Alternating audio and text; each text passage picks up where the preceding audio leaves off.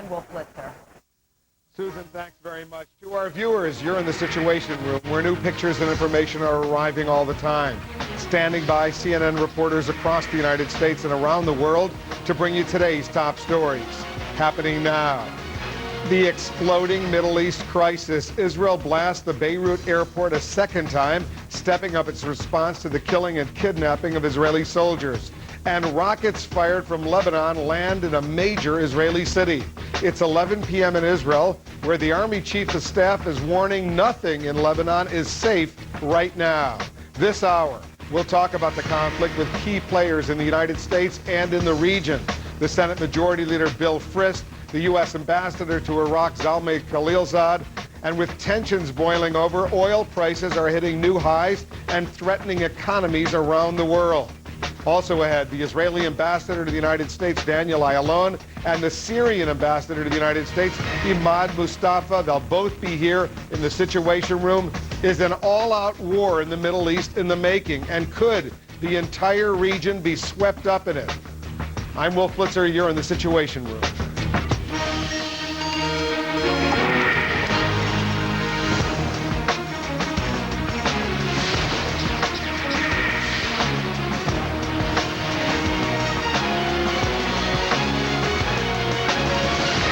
This hour, breaking news from the Middle East. The crisis there growing more volatile and dangerous by the minute. Israel's ambassador to the United States is calling a rocket attack on the northern Israeli port city of Haifa a major escalation. That's his words. And he's warning Iran and Syria that they are playing with fire for supporting Hezbollah militants, and that those nations will face consequences. Hezbollah, which warned it would fire rockets at Haifa, is now denying it launched them. And the Lebanese government is calling for a ceasefire. The fighting continues today between Israeli forces and the Lebanon-based Hezbollah. Israelis upped the ante with new attacks on Lebanon earlier today. And just a short while ago, the Beirut International Airport once again was bombed, this a second time, by the Israelis. And the Israeli Navy is blockading Lebanese waters. That blockade currently in effect.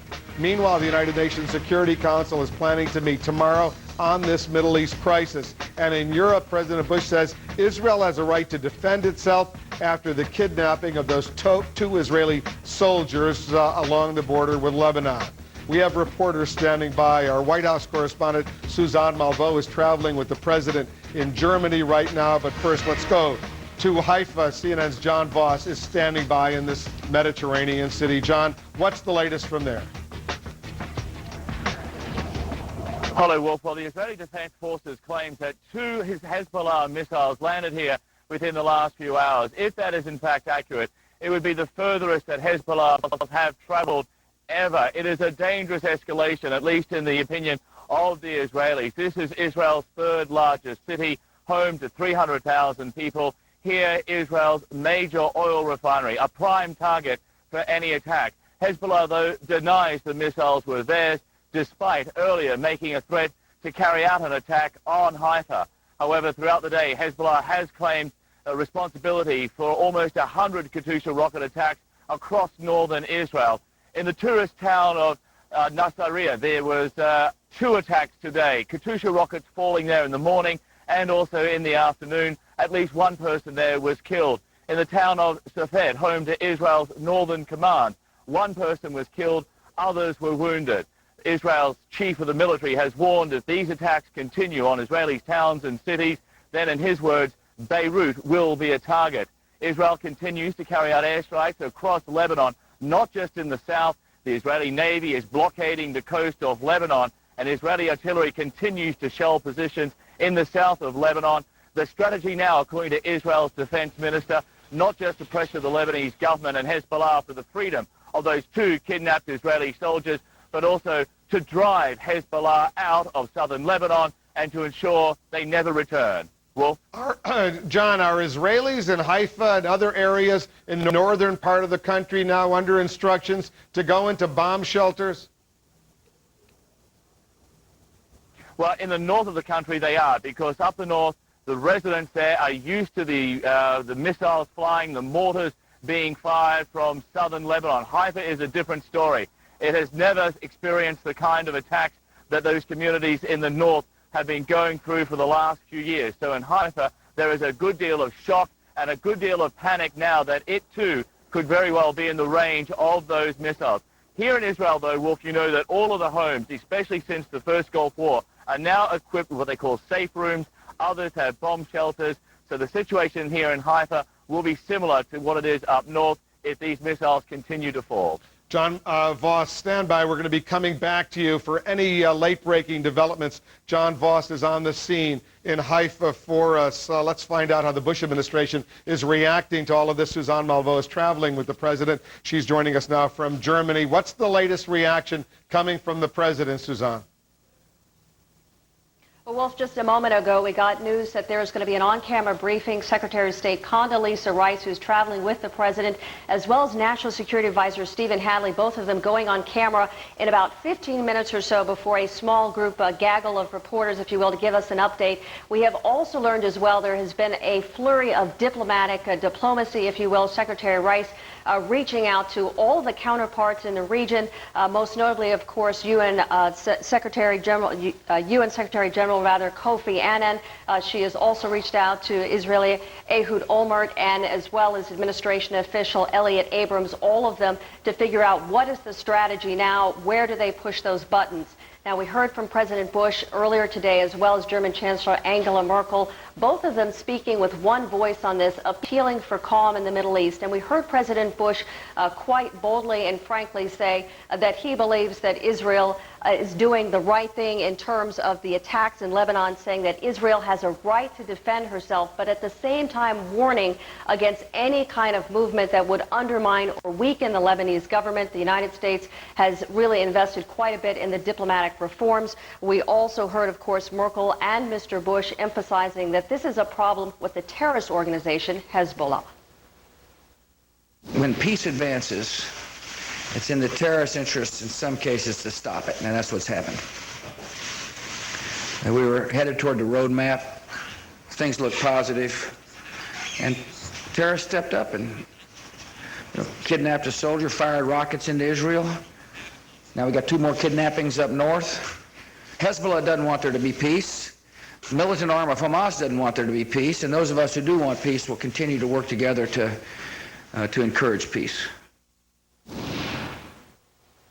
And Wolf, also what we heard from the president, he's putting quite a bit of pressure on the Syrian government, specifically President Assad, saying that that is a government, a regime that is supporting Hamas as well as Hezbollah. Do not be surprised if we hear more details about President Bush reaching out to some of the Middle Eastern allies to put pressure on the Syrian government, essentially to take responsibility and accountability for what is happening in Israel, Lebanon right now. And we'll come back to you as soon as we hear from the Secretary of State and the National Security Advisor, among others. Suzanne Malveaux traveling with the President in Germany. Thanks very much. Iraqis, meanwhile, are watching all of this warily as their neighbors exchange military fire and verbal threats. Could the situation in Iraq become even less stable and more dangerous if this other conflict in the Middle East spreads? We're joined now here in the Situation Room by the United States Ambassador to Iraq, Zalmay Khalilzad. Mr. Ambassador, it's never dull in the part of the world you serve. Before we get to Iraq specifically, you studied in Beirut. You know this region about as well as any American diplomat. How dangerous is the situation right now? I think it's a very dangerous situation, and I believe that it has a lot to do with the evolving situation with regard to the Iranian nuclear issue. It is possible that as the Iranians refuse to cooperate with the proposal that was offered to them, and as they come under more pressure to cooperate, that they may escalate things in Lebanon, in Israel, the Palestinian area, as well as in Iraq. So we have to be very careful and be resolute in terms of the future circumstances that we will face. Because it was interesting, yesterday the immediate reaction from the White House was to say that Iran and Syria have a lot of responsibility for what Hezbollah does and perhaps what Hamas does elsewhere. Well, I don't want to get too far into that in terms of the details because I'm very much focused on Iraq, and others in the administration are dealing with this issue.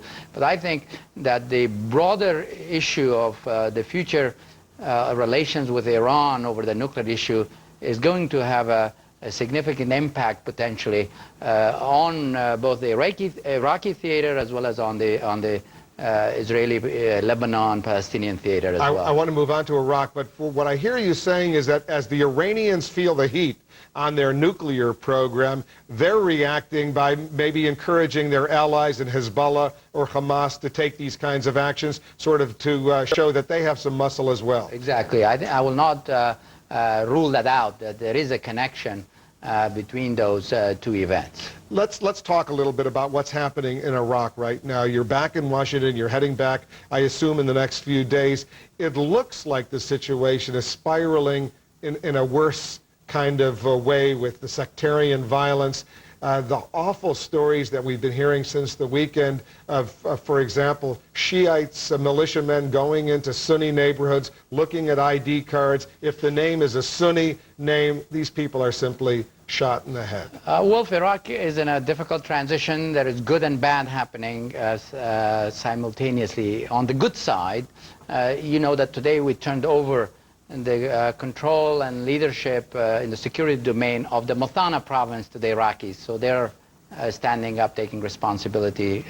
But with regard to sectarian violence, the terrorists have adapted to the success of the unity government to take advantage of the sectarian fault line to increase that conflict, and that is very much the dominant problem right now facing the Iraqis, particularly in Baghdad. Is the situation controllable in the sense that these militias, which we've seen in Lebanon, and you know a lot about that situation, Hezbollah was once just a militia, now it's actually part of the government. Is the militia situation, at least does it have an indication it can come under control there, whether the Mehdi militia or the Badr or any of these other militias that are basically independent of the government? Well, it's very important for Iraq to succeed, to become a successful democratic government, that the militias as well as the insurgency come under control. The militias right now are the key focus. The militias are the key focus. The terrorists attack Shiite targets to provoke sectarian violence, and the militias respond by attacking Sunni areas. But for the militia problems to be dealt with, which there has to be a decommissioning and demobilization and reintegration of the militia forces, the insurgency, which has become a kind of Sunni militia, has got to come down. These two things are related to each other.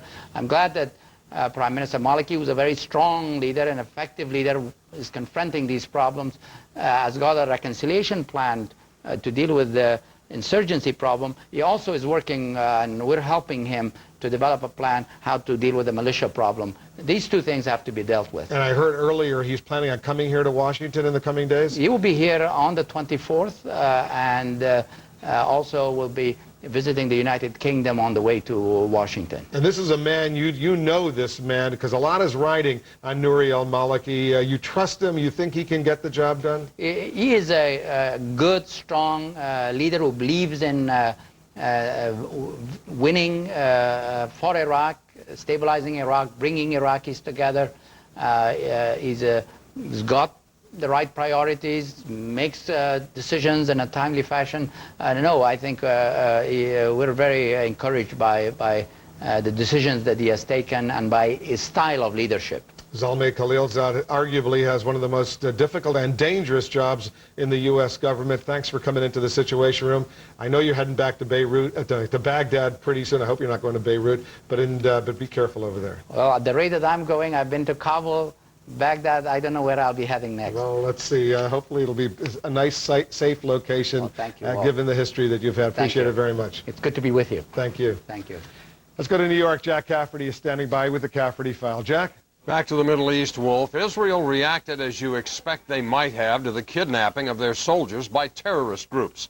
They lashed back swiftly, violently. But at what price? The soldiers are still in the terrorist custody, and military conflagrations in Gaza and Lebanon are growing. Warnings are being issued to other countries like Iran and Syria. World markets are scared. Oil hit record highs today. Stocks plunged for a second day in a row. And questions are being asked about what Israel's response to the kidnappings is really accomplishing. In an editorial, the New York Times this morning wrote this: "The repeated lesson of recent history is that inflicting pain and humiliation on Arab civilians does not make them angry at the terrorists who provoke the violence. It makes them angrier at Israel," unquote. On the other hand, conducting military operations in inhabited areas without inflicting pain on civilians is easier said than done. So here's the question: has Israel overreacted to the kidnapping of 3 of its soldiers? Email us at CaffertyFile@CNN.com or go to CNN.com/CaffertyFile. Wolf. Thanks, Jack, very much. And to our viewers, if you want a sneak preview of Jack's questions, plus an early read on the day's political news and what's ahead right here in the Situation Room, you can sign up for our daily email alert. Just go to CNN.com/Situation Room. Coming up, we'll have a live report from Lebanon on the latest attacks and counterattacks between Israel and Hezbollah. CNN's Alessia Vinci. He's standing by in Beirut. We'll go to him shortly. Up next, though, the Senate Majority Leader Bill Frist. What can and should the United States do to prevent the Mideast powder keg from escalating into a full-scale explosion? Stay right here for more of our breaking news coverage of the Middle East in crisis. We're also standing by for live interviews with the Israeli and Syrian ambassadors to the United States. Stay with us. You're in the Situation Room. The Situation Room is brought to you by Head On. Head On, applied directly to the forehead. Head On is available without prescription at your nearest pharmacy. Head On, applied directly to the forehead. Head On, applied directly to the forehead. Head On, applied directly to the forehead. Head On is available without a prescription at retailers nationwide. New from the makers of Head On, introducing Activon. Back pain, Activon. Apply directly where it hurts. Activon Backache, available at Walgreens. Freedom from hemorrhoids? Freedom Hemorrhoid Cream. Freedom from hemorrhoids? Freedom Hemorrhoid Cream. Freedom from hemorrhoids? Freedom Hemorrhoid Cream. Available at Walgreens, CVS, and Rite Aid. Have a good day. See you tonight. Okay.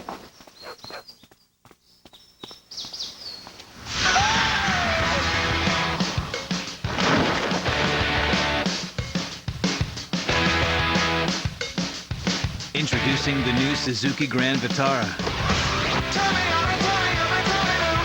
You want more out of life? Suzuki's giving you the green light. Go!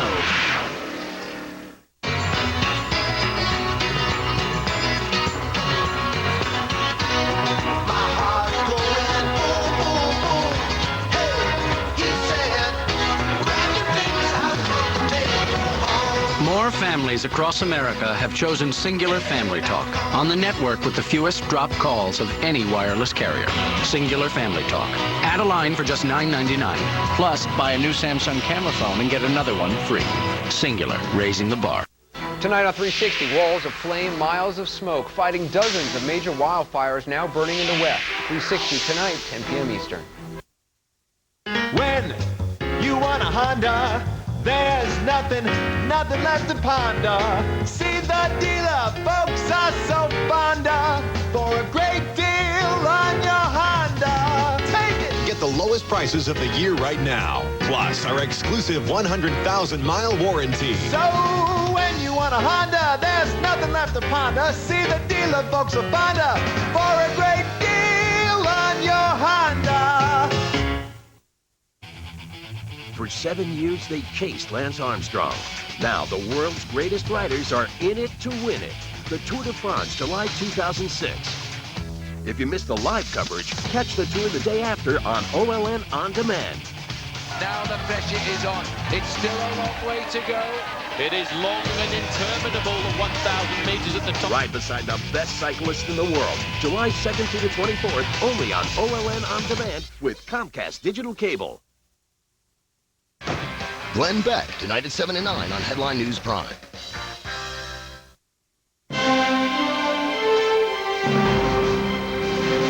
We're just getting this in, a new story involving the Speaker of the House of Representatives. Let's bring in CNN's Frederica Whitfield. She's joining us from the CNN Center with the latest. What are we picking up, Fred? Well, Wolf, House Speaker Dennis Hastert has been admitted into the Bethesda Naval Hospital for treatment of a skin bacterial infection called cellulitis. The recommendation is he stay in the hospital for 72 hours to get treated intravenously with antibiotics. He apparently felt this hot swelling of an area in his lower leg just a few days ago. The infection spread, it worsened, so his doctor recommended that he now be admitted into Bethesda Naval Hospital, which he was earlier today. And the expectation is he'll be back to his normal schedule as early as next week. Fred, thanks very much. And we, of course, wish the Speaker of the House a speedy recovery. We're also following all the fast-moving developments in the Middle East crisis. Just a short time ago, the United States vetoed a UN Security Council resolution condemning Israel's two-week incursion into Gaza. The U.S. says the resolution was untimely in light of the current conflict between the Israeli forces and Hezbollah in Lebanon. Rockets fired from Lebanon struck the northern Israeli city of Haifa in what Israel is calling a major escalation of the crisis. Hezbollah denies involvement despite an earlier threat from Hezbollah to attack Haifa. And we're waiting to hear directly from the Secretary of State Condoleezza Rice and the National Security Advisor Stephen Hadley. They're expected to speak out about the situation in the Middle East. They're with the President in Germany. The briefing will not be on camera, but we'll bring you the information, what they say, as soon as we have that. Let's go to the United Nations right now, where Israel's continuing military offensive in Gaza was the subject of a debate earlier today. A UN resolution criticizing Israel was vetoed by the United States. Let's bring in our senior UN correspondent, Richard Roth. Richard? Wolf, of course, the Lebanon violence overhanging the action on Gaza. The first veto for U.S. Ambassador Bolton, first veto in nearly 2 years by the United States. It blocked a resolution which would have condemned Israel for its Gaza incursion. The Palestinians tried in the last few weeks to make it more balanced. There's a part in that resolution saying that the abducted Israeli soldiers should be released and rockets not to be fired in, but it wasn't enough. John Bolton said the resolution was outdated and unbalanced. The Palestinians said Israel is turning Gaza into a prison, and this veto sends the wrong message to Israel. Wolf? Is the situation in Gaza, clearly that was the source of this resolution. We expect a full debate, though, on what's happening on the northern Israeli border with Lebanon as well, right, Richard? Yes, urgent session tomorrow morning starting at 10 a.m. Lots of speeches. We don't know if there'll be a resolution. And finally, Richard, before I let you go, the United States vetoes this resolution. What was the vote? Did any other countries come to Israel's defense in this resolution? The U.S. was the only veto in the council, but there were several other countries that abstained: Britain, Peru, Slovakia, and Denmark. Richard Roth reporting for us from the United Nations. Richard, thank you very much. The United States is standing by Israel, as we just heard, as it intensifies its attacks in Lebanon. At the same time, President Bush is warning Israel not to weaken Lebanon's government, and he's trying to put new pressure on Syria to try to tamp down the conflict. Let's talk about this and other subjects with the Senate Majority Leader, Bill Frist. He's joining us from Capitol Hill. Senator Frist, thanks very much for coming in. Is the U.S., in your opinion, doing enough to try to quiet this escalating violence in the Middle East? Wolf, I think that we are. There are certain pressure points that we can push. I think we do need to continue to call upon the international community, as you just covered in the piece setting this up. I'm very disappointed, and I'm sure everybody in the United States is disappointed in the fact that we had to veto today the resolution. It was the right thing to do. It was very one-sided. It was imbalanced, as Mr. Bolton said. We need to continue to put pressure. Right now, Israel clearly has the right to defend itself, and we need to continue to support Israel and need to continue to put international pressure on bringing some resolution to all of the chaos that's going on in the Middle East. I don't know if you heard my interview with the U.S. Ambassador to Iraq, Zalmay Khalilzad, just now in the Situation Room, but he made the point, he was pointing a direct finger at Iran, saying that the Iranians, who are under enormous pressure because of their own nuclear program, may be using their influence with Hezbollah and Hamas to up the ante elsewhere to show that they have some influence in that part of the world as well. Do you see Iran and or Syria involved in this escalating tension? Well, I think that they are, and I think that the details of that and how much emphasis to put on it, we won't know for a few days probably, but what we do know is that Hezbollah has been supporting Iran, has been supporting Syria, Syria has been supporting Hezbollah, Iran's been supporting Hezbollah, and Hezbollah is a terrorist organization that is behind much of the activity that is underway. So I do hold Iran responsible, and Syria, because of that very direct relationship in financially and otherwise supporting Hezbollah. We heard Russian officials and French officials earlier, others, saying that Israel is overreacting to this situation. The New York Times, in an editorial, made that point as well. Is Israel overreacting, for example, by taking out the runways at Beirut International Airport? No, I don't believe so at all. They have the right to defend themselves, and you asked really, are we doing enough now? We need to continue to call as a country and as an international community upon the immediate release of these captive soldiers, and that may take some of the pressure off,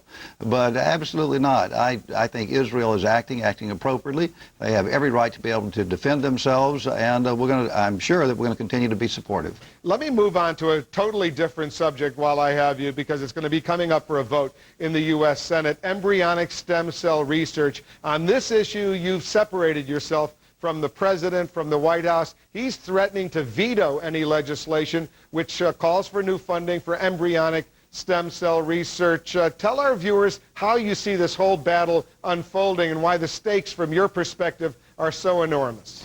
Yeah, Wolf, the whole issue of embryonic stem cell research and stem cell research generally does really come at this nexus, this changing nexus of advancing science with all the hope and potential for the future with ethics and with morality, and this really brings that debate to a crux. First of all, we ought to point out that the president was the first president to ever support embryonic stem cell research with federal dollars. In 2001, he set up a system to support embryonic stem cell research, which at that time we didn't know would be as limited as it is. At that time, we thought there were 78 to 100 cell lines that would be available. It's only about 20.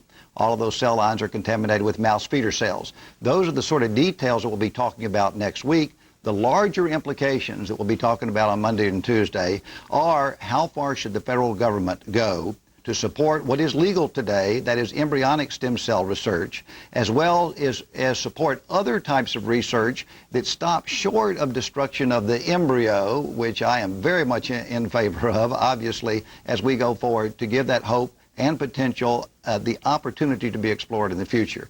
So it'll be an interesting debate as we go forward. We'll be voting on Tuesday, good debate on Monday and Tuesday. But you don't have enough votes to override a threatened presidential veto, do you? You need 68 in the Senate. Do you have enough votes to override a veto? I think we don't know at this juncture. One of the reasons I wanted to take and responsibly take 3 different bills that have to do with the research at the embryo level and at the fetus level is to allow everybody the opportunity to position themselves on what is a very, very tough issue, to reflect where the American people are, where individual consciences are among the various senators. And this has already been voted on in the House, one of those 3 bills. And at some point, I would hope all 3 bills are considered in the House of Representatives. And if the president were to veto this legislation, it would be his first veto since taking office. Senator Bill Frist, the Majority Leader, thanks for coming in. Good to be with you, Wolf. Thank you. And still ahead, our breaking news coverage from the Middle East and fears of an all-out war. We'll have a live report on the situation in Beirut. That's coming up. And we'll compare this crisis to so many others that have rocked the region for so long. Plus, the Middle East fallout that you'll feel at home. Learn why one analyst fears the price of gas could reach $4 per gallon. That's for regular. Stay with us here in the Situation Room. Here we go. I'm sorry, Jake was next. Yeah, well, we're next now.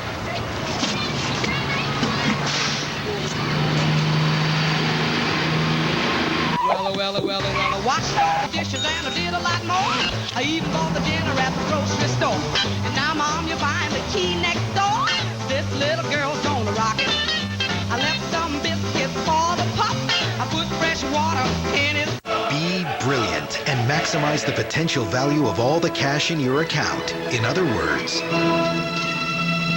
be king of cash. The Intelligent Cash Optimizer, only at E-Trade.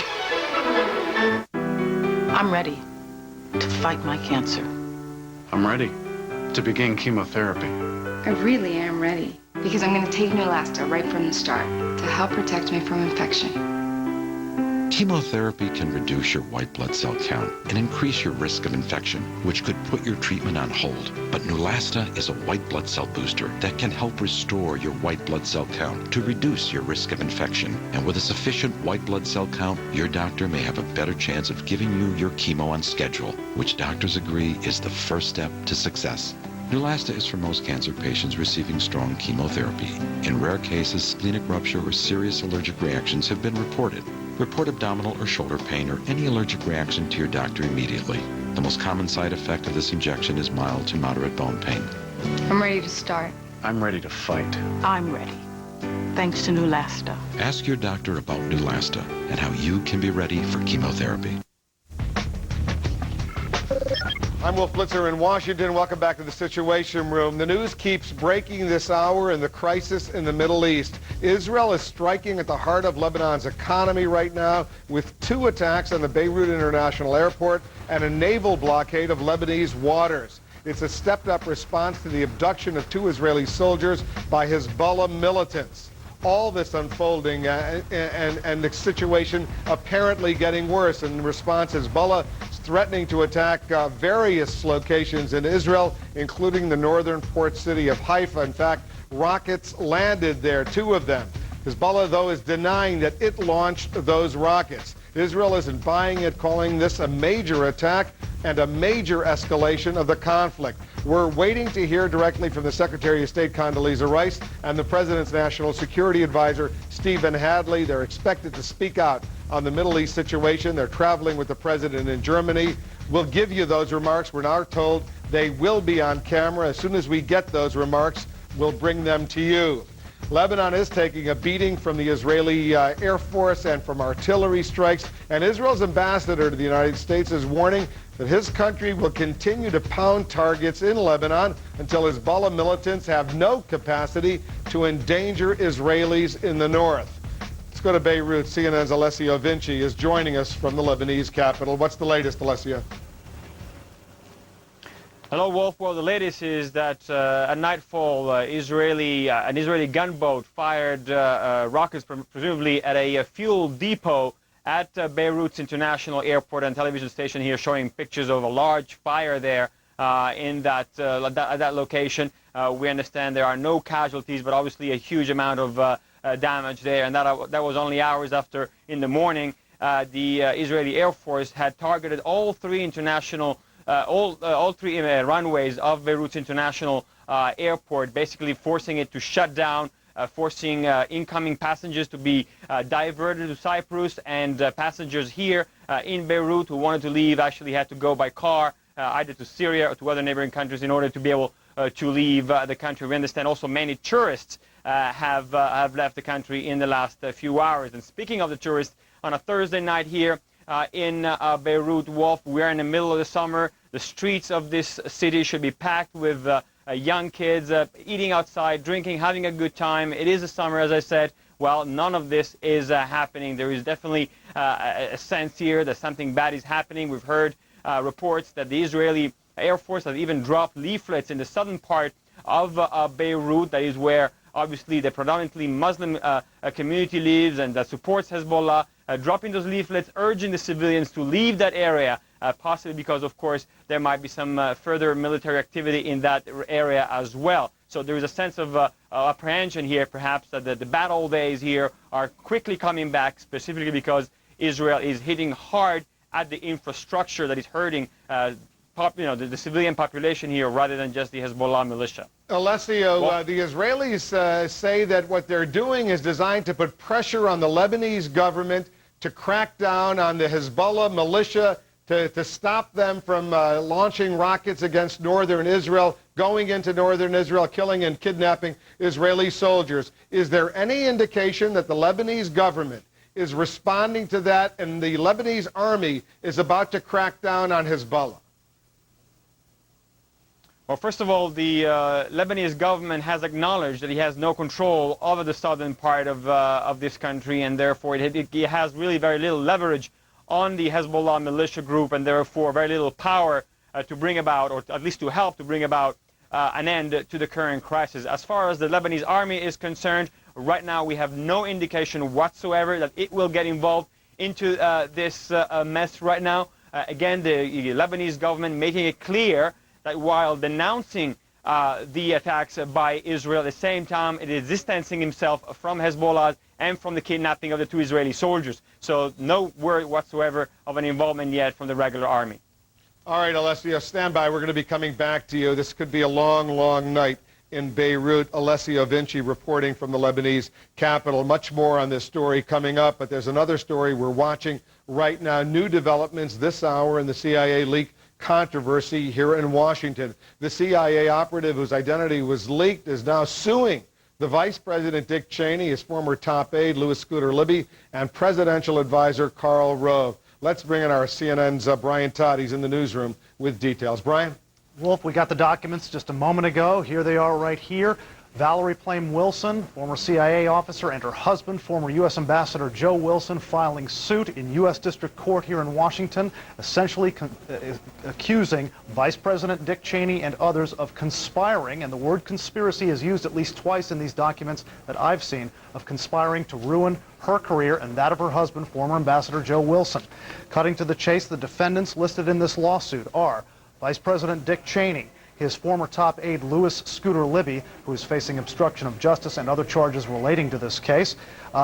Deputy White House Chief of Staff Karl Rove is also a defendant in this case.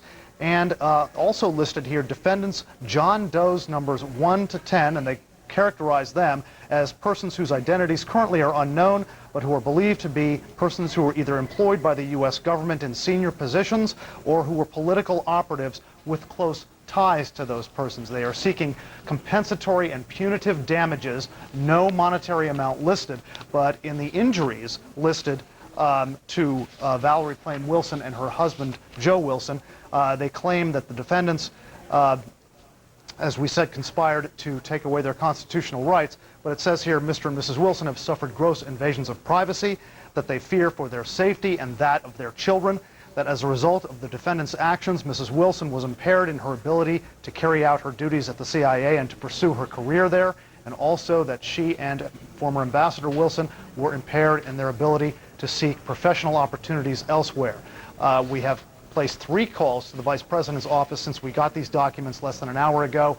I've not gotten a formal response yet. We hope to get that very soon. We've also called former Ambassador Wilson to get any further clarification and guidance on this lawsuit. He is not commenting this afternoon, but we understand that he is going to hold a news conference tomorrow. So again, just to repeat, Vice President Cheney, Deputy White House Chief of Staff Karl Rove, Cheney's former top aide Louis Scooter Libby are being sued in federal district court by former CIA officer Valerie Plame Wilson and her husband, former U.S. Ambassador Joe Wilson, for essentially conspiring to ruin their careers. Wolf? Just curious, Brian, do you have the name of the lawyer representing Valerie Plame Wilson and Ambassador Joe Wilson in this lawsuit? Let's see if I've got it here.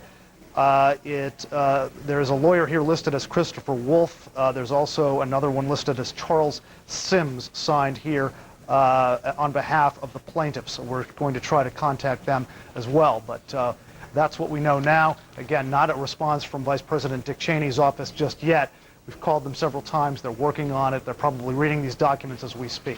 Chris Wolf is a well-known, prominent Washington attorney. He's represented Valerie Plame Wilson for some time now. So he's obviously involved in this. I was just curious. Thanks, Brian, very much. We'll stay on top of this story. Up next, we're standing by for more on our breaking news coverage of the crisis in the Middle East. Also, we'll be speaking with the Israeli and the Syrian ambassadors to the United States. We'll be speaking live with them. We're also waiting to hear from Condoleezza Rice, the Secretary of State, and the President's National Security Advisor, Stephen Hadley. They're traveling with the President in Germany. They're going to be speaking with the reporters shortly. We'll get you that videotape as soon as it comes in. Also ahead, we're going to take a closer look at the House Speaker's skin ailment. The Speaker, Dennis Hastert, has now been admitted to a Washington, D.C. area hospital. We're going to tell you what's going on with the Speaker of the House of Representatives, Dennis Hastert. Stay with us. You're in The Situation.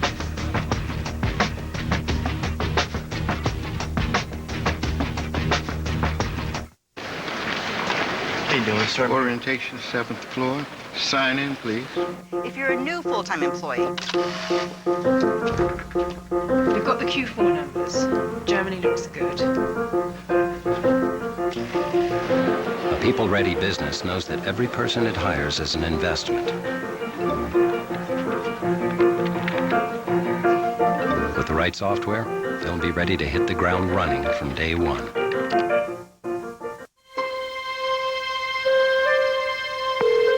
Thanks for calling Dell. What can we build for you?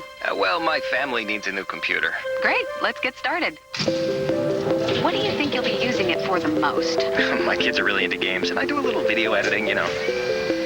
I'd set you up with a high-performance graphics card, and you might want a faster processor. Yeah, you know, that's probably a good idea. Okay, now let's talk about a monitor. I was thinking about a 20-inch. But wait, let's step it up to the widescreen. You got it.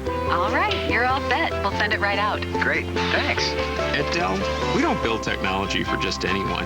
We build it for only one. You. Dell. Purely you.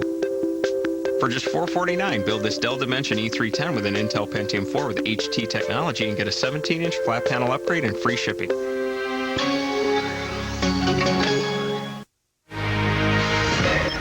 Welcome back. We're continuing to cover all the breaking news from the Middle East this hour. We're standing by to hear from Condoleezza Rice, the Secretary of State, as well as the President's National Security Advisor, Stephen Hadley. They're briefing reporters right now in Germany, traveling with the President. Meanwhile, a leading senator today unveiled a bill that would require court review of the National Security Agency's controversial domestic surveillance program. This is a potentially significant development. Let's bring in our congressional correspondent, Andrea Koppel, to update us on what's going on. Andrea? Wolf, after months of insisting that he had inherent constitutional authority to authorize those secret warrantless wiretaps, President Bush has made an about-face. He's made a significant shift.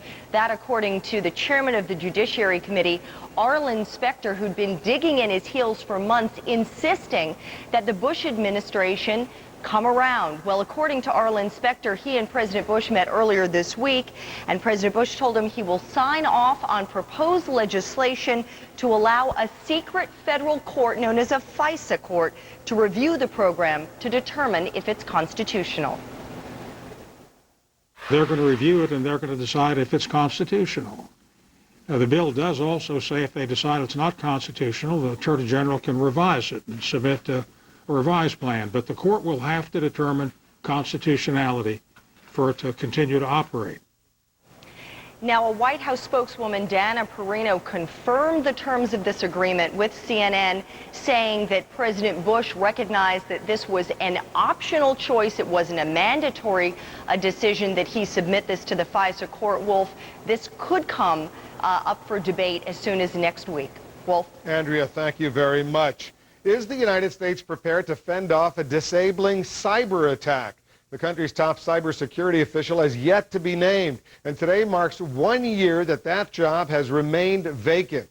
Standing by here in the Situation Room with the latest is our senior internet producer and cybercrime analyst, Alex Wellen. What are we talking about? What kind of threat is there out there? When we say a cyber threat, disabling attack, it's like a cyber Pearl Harbor. That's what experts sometimes refer to it.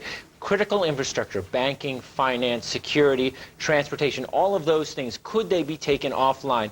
And if not taken offline, what if we had a low-level attack, an explosion somewhere, and then hackers or the bad guys then took offline our emergency services? Then we'd find ourselves in a lot of problems. What's the problem? Why can't the government find someone to be in charge? It's a hard job to fill, and there aren't that many people who can do it. It's been about a year that this position has been open, and in addition to that, we've seen, about a half dozen people go through this process and a mass exodus in that regard. What we are talking about right now, though, is that Most people complain that what is happening with this department is it's not being treated as a priority, not enough money is being given to it. It's not something where they're getting enough support and they can get to the most important players. You've spoken to the Department of Homeland Security. What are they saying? Well, and the fear, of course, Wolf, is that we'll have a Katrina-type scenario where we don't have someone in the position. The Department of Homeland Security says there is someone in place who's been acting, that they're very close to the final stages, and this is a very difficult position to convince someone who's coming from a very high level in the private sector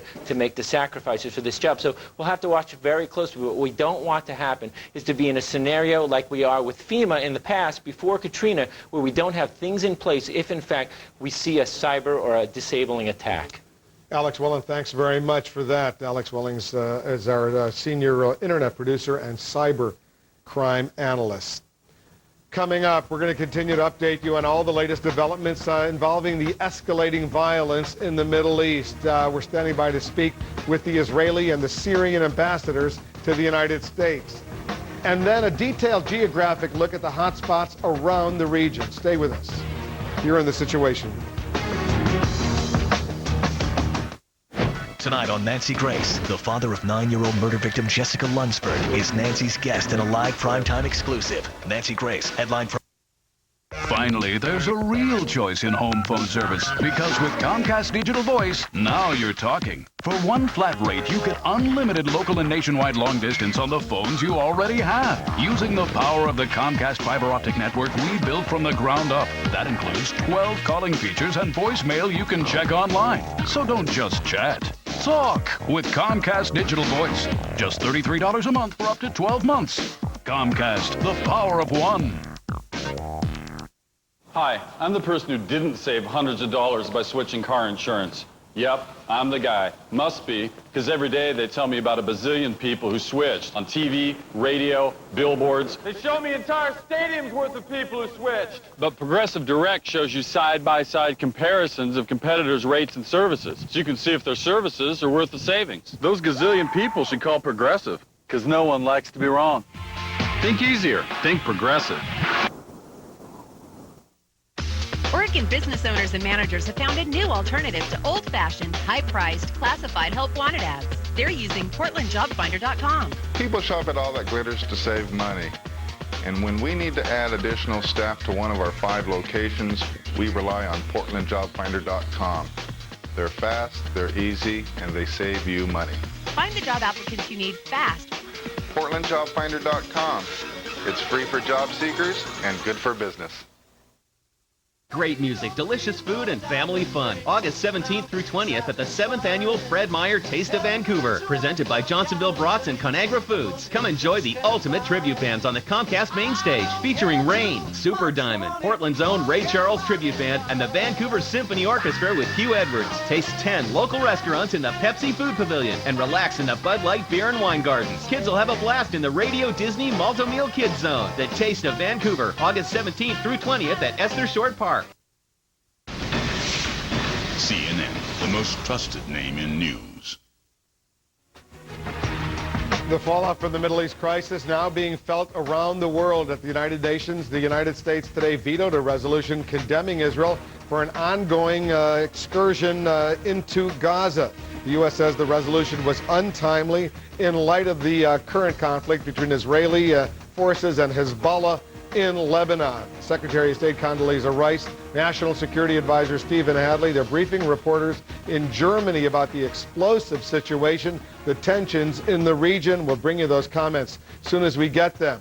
And crude oil closed at a record high in trading in the United States, closing at $76.70 a barrel. Clearly, all of that involved in what's going on in the Middle East. Let's get a close-up view of this crisis. For that, as always, we turn to CNN's Tom Foreman. Tom? You're hitting the nail on the head here, Wolf. Really, the whole world right now is getting very involved in 40 miles and many years of disagreements. What are the 40 miles? Well, let's move in here and take a look at all of this. This is where all of this trouble has been breaking out. Along this border here, where Israel is down here, Lebanon's up north, this is the border where the initial trouble broke out to begin with. It's about 40 miles long, and this is where these soldiers were taken in this brief encourage. About 40 miles end to end, and yet all along this border, all sorts of trouble today. One of the biggest strikes that we've been paying attention to all day has been up here in Lebanon to the north, specifically at the airport, the Beirut airport. Let's move in and look at that. Israeli warplanes went in and struck earlier today, and specifically they took out these runways along the airport there. That was earlier this morning. Then, after rockets landed in Israel, which they believe were fired by the forces in the southern part of the country here, then they went back and they struck again. This time they hit fuel storage, which we believe is right over here. This is what you've seen burning on TV all day, big time, burning in the night. Fuel storage normally alongside airports, that's what was hit. But the bombs and rockets have been flying all day here. Right now, Israel has set up a blockade off the coast here. The idea behind hitting the airport and blockading sea supplies is because Israel says basically that's how supplies are being brought in to the people who are operating out of the southern part of the country. Those are the people they're after. Down in Israel today, of course, there were many hits as the various rockets came in. We had hits in Safed, in Nahariya, up here closer to the border, and the furthest that missiles have gone in a long, long time, maybe ever, was all the way down to Haifa down here, a port city of about 300,000 people. So there have been many, many other explosions, many, many other problems on both sides of the border here all day long, and it just keeps escalating and escalating, at least at this point. And it looks like it's not going to stop, at least anytime soon. Thanks very much, Tom, for that. Up next, more on the Middle East crisis, an all too familiar situation in a region rocked for so long by so much violence. CNN's Jeff Greenfield standing by. He'll consider whether there's still any room for hope. And at the top of the hour, live reports from the region on the latest fighting between Israeli forces and Hezbollah guerrillas. Stay with us. You're in the Situation Room. Get home delivery of the New York Times, now in more U.S. locations than ever before. It tells me in depth what I want to know. Even if you don't live in New York, I think it's great to get the New York Times. Get home delivery of the New York Times at 50% off. Call 1-800-909-5577. It gives you the national perspective. They're worldwide, really. Science Time, Science and Leisure. The sports, I clip articles, I clip recipes. It's just a useful tool. Make your day richer with the New York Times. Get home delivery at 50% off, as low as $2.50 a week. The New York Times really tries to get at the truth. I respect the Times. It's aerobics for the brain. Sort of the how-to, when-to, where-to. I started reading the New York Times when I was 7 years old. It's part of my family tradition. It's concise, it's evocative. It makes me feel like I'm in the know. Get home delivery at 50% off for 12 weeks, as low as $2.50 a week. I feel like there's a broader scope. It's fun to read. It helps keep me inspired. Now get home delivery in even more U.S. locations. Call 1-800-909-5577 for the New York Times at 50% off. There's the Times and there's everything else. I think it happens to a lot of guys over 50. See, I was always going during the movies and hating to stand up, going during a presentation and hating to stand out. For you this afternoon. And once I got there, I had trouble going, and I was going 3 times a night. I said to my doctor, I have a going problem. He said, you have a growing problem. It's not your bladder. Your prostate is growing. See, I had an enlarging prostate. My doctor prescribed Avodart. Most medicines only treat symptoms. Avodart, with time, actually shrinks the prostate and improves urinary symptoms. So I can go more easily when I need to go and go less often. Only your doctor can tell if your symptoms are from an enlarged prostate and not a more serious condition such as prostate cancer, so have regular prostate exams. Avodart is for men only. Women should not take or handle Avodart due to the risk of a specific birth defect. Tell your doctor if you have liver disease. Rarely, sexual side effects, tenderness, or swelling of the breast can occur. Call your doctor today. Avodart for your growing problem. New attacks between Israel and Hezbollah guerrillas are a grim reminder that the Middle East is and has long been a powder keg waiting to explode. Let's turn to CNN senior analyst Jeff Greenfield. Jeff? Wolf, it's a headline we probably ought to keep in our most active file. Violence, tensions, rise in the Middle East. And unpleasant as it may be to say this, it may be time for an airing of unblinkered, full-throttle pessimism. Wait, the optimist in me says.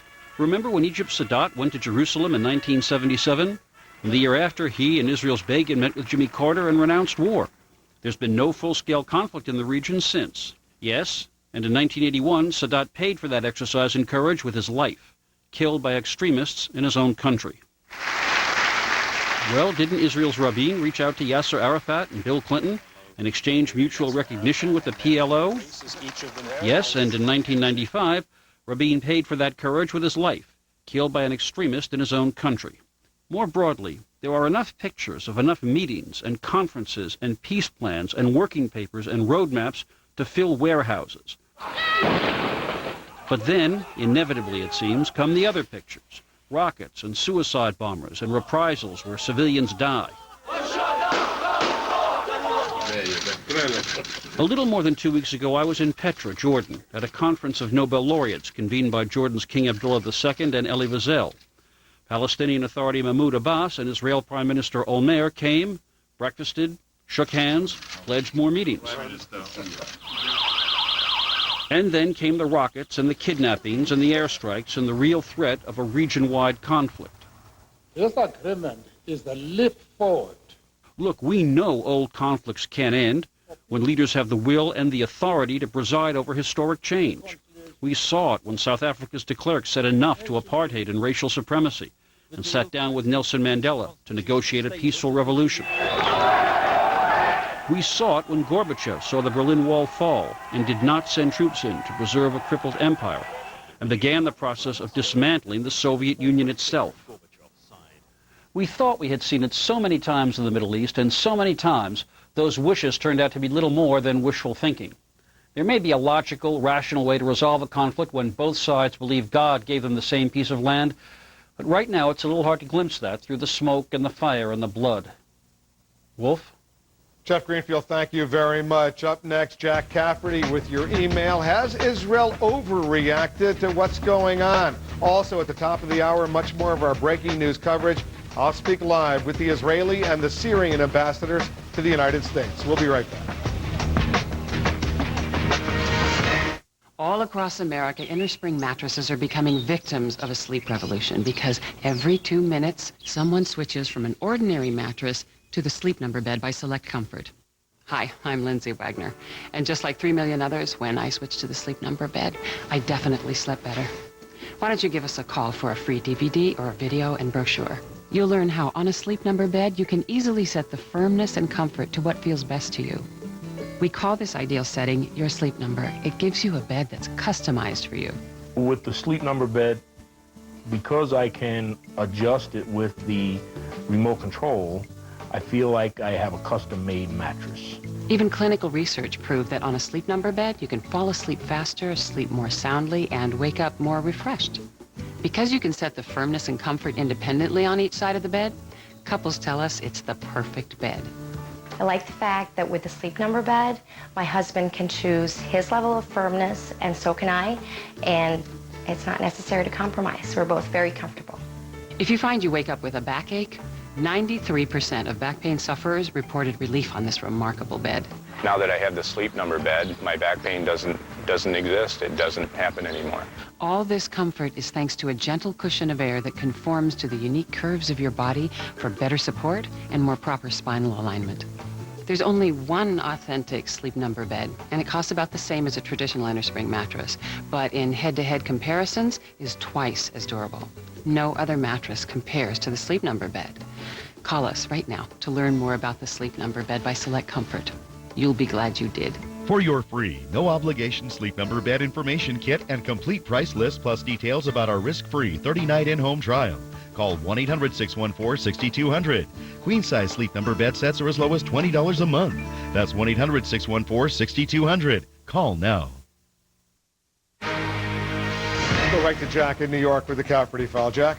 Wolf, the question this hour is, has Israel overreacted to the kidnapping of 3 of its soldiers? A lot of mail. Arnie wrote, no, Israel's not overreacted. What would any other nation do if rockets were continually being fired into their country from the other side of the border and if their soldiers were kidnapped? How would any other nation react after hundreds and hundreds of individual terrorist attacks targeted their civilians in buses, malls, bus stations, pizza shops, and restaurants? Ed in Fairless Hills, Pennsylvania, yes, Israel has overreacted in a big way. The government of Lebanon is powerless to prevent the terrorists, and by attacking them, Israel's making themselves the aggressor in the situation. Did Britain invade the Republic of Ireland when the IRA attacked in London? John in Macon, Georgia writes, if this were the first time that an Arab state had attacked Israel, then yes, it would be an overreaction. However, Israel has had to deal with the bias and prejudice against them from the entire region for decades. And I think they finally just had it. To be honest, Jack, I don't think I blame them. Kyle in Flint, Michigan, the answer is absolutely. Israel has the right to be upset, but not to go and start blowing people up. Both sides seem to be making rash decisions that do nothing but get innocent people killed. Don in Jacksonville, Florida, what would you do if you were in their place, surrounded on all sides by Arab countries that want to eliminate them? I sometimes wonder if the United States should have their attitude. And D in Crooksville, Ohio, escalating things into an all-out war seems to be an overreaction, but I'm just an American. What do I know? We bombed the heck out of Iraq when we couldn't find the cave where bin Laden was hiding. Maybe everyone in the world politics needs to take some anger management courses. That's probably a good idea. Wolf? What a story, Jack. Thanks very much, Jack Cafferty in New York. And to our viewers, you're in the Situation Room where new pictures and information are arriving all the time. Standing by, CNN reporters across the United States and around the world to bring you today's top stories. Happening now. Unending strikes and counter-strikes, kidnappings and killings. Could blistering tensions in the Middle East soon cause an all-out war? Rockets fired from Lebanon reach deep into Israel. Israel is blasting right back, pounding hundreds of targets in Lebanon. And still, 2 Israeli soldiers are missing in Lebanon. Now Israel fears Hezbollah guerrillas could take them to Iran. I'll speak this hour with the Israeli and the Syrian ambassadors to the United States about these extreme escalations.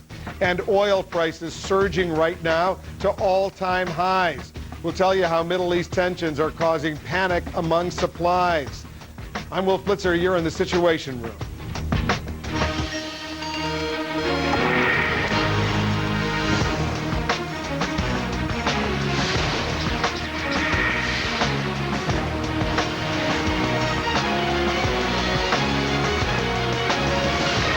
All day, the scene of bitter battles. For the first time ever, rockets from Lebanon hit deep into Israeli territory. Haifa is Israel's 3rd largest city, just 30 miles from the Lebanese border. Hezbollah denies today's rockets were its.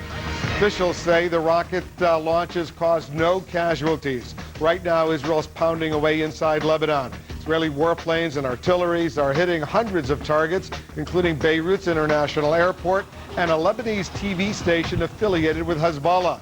Meanwhile, Hezbollah is responding by lobbing dozens of missiles into northern Israel, reportedly killing 2 Israelis. Lebanese officials say 47 people have died since yesterday. And only moments ago, the United States vetoed a resolution that criticized Israel for its attacks in Gaza. The scale, the scope, the significance of this extreme escalation are like nothing seen in the region in some years. CNN has reporters covering all the angles. CNN's Ed Henry, he's standing by. He's traveling with the president in Germany. Alessio Vinci is in Beirut. Let's go to Haifa first. CNN's John Voss with the latest from there. John? Wolf, the Israeli military says 2 Hezbollah rockets hit this port city within the last few hours. It is the first time ever Hezbollah missiles have reached so deep inside Israeli territory. There were no casualties, but the Israeli government says this attack is a major escalation. Hezbollah, though, says the missiles were not theirs, despite just hours earlier warning to carry out just such an attack. The militant group, though, has claimed responsibility for about 100 rocket attacks on Israeli towns and cities in the north. The tourist town of Nahariya was hit twice, once in the morning, once in the evening. At least 1 person was killed there. And the town of Safed, home of Israel's Northern Command, has also come under fire. 7 Katyusha rockets there, killing at least 1 person. Israel's military offensive continues across Lebanon with airstrikes. Its navy is blockading the coast, and artillery continues to pound Hezbollah positions in the south of Lebanon. Israel's defense minister says this is now about more than winning the freedom of 2 kidnapped Israeli soldiers. Israel wants to drive Hezbollah militants out of southern Lebanon and ensure they never return. Wolf? How are the people in Haifa reacting, John, to this attack on the city of Haifa?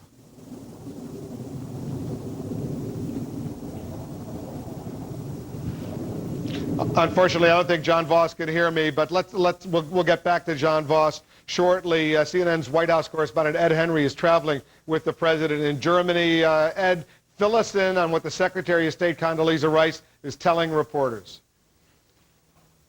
Wolf, it's just after 11 p.m. here in Germany. We were expecting the White House to turn in for the night, but suddenly Secretary of State Condoleezza Rice, the National Security Advisor Stephen Hadley, came out, spoke to a small group of reporters near where I am now. We heard the audio. We have not gotten the tape yet. We'll have that shortly. But basically, Secretary Rice was trying to tamp the situation down, calm everyone down, pointing out that the administration is paying close attention to what's happening in the Mideast. But she said the White House doesn't want to get into apocalyptic scenarios. They don't want people to think this is going to spiral out of control. They're trying to calm the situation down as much as possible. She said the White House is following the diplomatic efforts minute by minute, but this is coming at a time when the president has a lot of other foreign policy challenges. Chancellor Angela Merkel trying to make the visiting Texan feel at home with a German barbecue. First one to carve up the boar that's been roasting for hours. Thank you. Thrilled to be here. Thank you. But in advance of the G8 summit, President Bush is trying to shed the tough guy image, playing nice on the world stage, while the White House is ripping Iran and Syria for escalating violence in the Mideast. It's really sad where people are willing to take innocent life in order to stop that progress. As a matter of fact, it's pathetic. The president still tried to play the role of peacemaker and find some middle ground. Israel has a right to defend herself. Every nation must defend herself against terrorist attacks and the killing of innocent life. Whatever Israel does, though, should not weaken the Sonora government in Lebanon. We're concerned about the fragile democracy in Lebanon. And the president sounded downright deferential to the United Nations when pressed on how long the Security Council has to sanction Iran over its nuclear program. Oh, well, they got plenty of time. I mean, the UN Security Council, they got time to react. Compare that to the president in March of 2003, pressed on whether he had to wait for the UN before launching the war in Iraq. I'm confident the American people understand that when it comes to our security,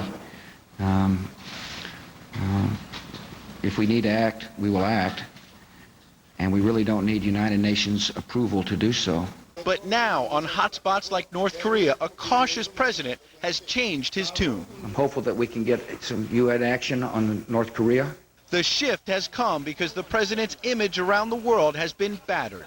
The president has to come sort of with his hat in hand, doing the rounds, and hope that others are willing to listen. Now, in this briefing with reporters just a few moments ago, Secretary Rice hit Syria hard, accusing them of sheltering terrorists from Hezbollah. She also said, quote, Syria has to act responsibly, bring all pressure to those it is harboring. Wolf? Ed Henry traveling with the president, thanks very much. And joining us here in the Situation Room to discuss all of this, the escalation and the violence, is Israel's ambassador to the United States, Daniel Ayalon. Mr. Ambassador, thanks for coming in. You're welcome, Wolf. You earlier were threatening Syria and Iran for what is happening along the border between Israel and Lebanon. What are you going to do about this? Well, absolutely. They are very much responsible for the major escalation that we see. And if we connect the dots of what happened in Gaza with Hamas operation just 2 weeks ago, what's happening with the Hezbollah, what's happening in Damascus, we see that there is a drive by Damascus and Tehran to upset things in the Middle East, divert attention from the nuclear ambition and the program that they're working on in Tehran, and to upset any chance for political dialogue. I think it is a high time for the international community to call Iran and Syria to the task and make them understand that there will be consequences that they will pay. And I think with a unified international position, now with the upcoming of the G8 at the UN, I think it will be very, very effective to stop the escalation. We heard in the last hour the U.S. ambassador to Iraq, Zalmay Khalilzad, make a very similar point that the Iranians are trying to deflect attention from their own nuclear program, the criticism it's facing, by perhaps using its influence with Hezbollah and Hamas to change the subject to show that they have a card as well. But let me rephrase the question. What can you do, Israel, against Syria and Iran if, in fact, as you suggest, they are responsible for this situation, because so far what we've seen are attacks against various Hezbollah targets or other targets in Lebanon. Well, a lot can be done. We hope that the diplomatic efforts will suffice, and I think they will. But our main problem now is the Katyushas, the rockets of Hezbollah from the north, and this is what we have to stop. We have been receiving shells in Haifa, in our major towns in the north, and this has to stop, and this is our main concentration now, is to deal with Hezbollah, to really defang them in such a way that they will not be able to perpetrate such terror attacks and escalation. What was the point of taking out the 3 runways at Beirut's International Airport? Very simple, to make sure that there will not be an ongoing supply flow from Syria, from Tehran to the Hezbollah. They have been using the airport. They are using other ways as well, which we will have to take care of. But the airport was one of the outlets or inlets of equipments and explosives to the Hezbollah. We were quite careful. These runways, and there are no basic infrastructures that were hurt, so things can be amended there quite easily. But right now the objective is to deny the Hezbollah arms from Syria and from Iran. We did see an attack, a second attack at the Beirut airport that went after oil storage facilities, huge explosions there.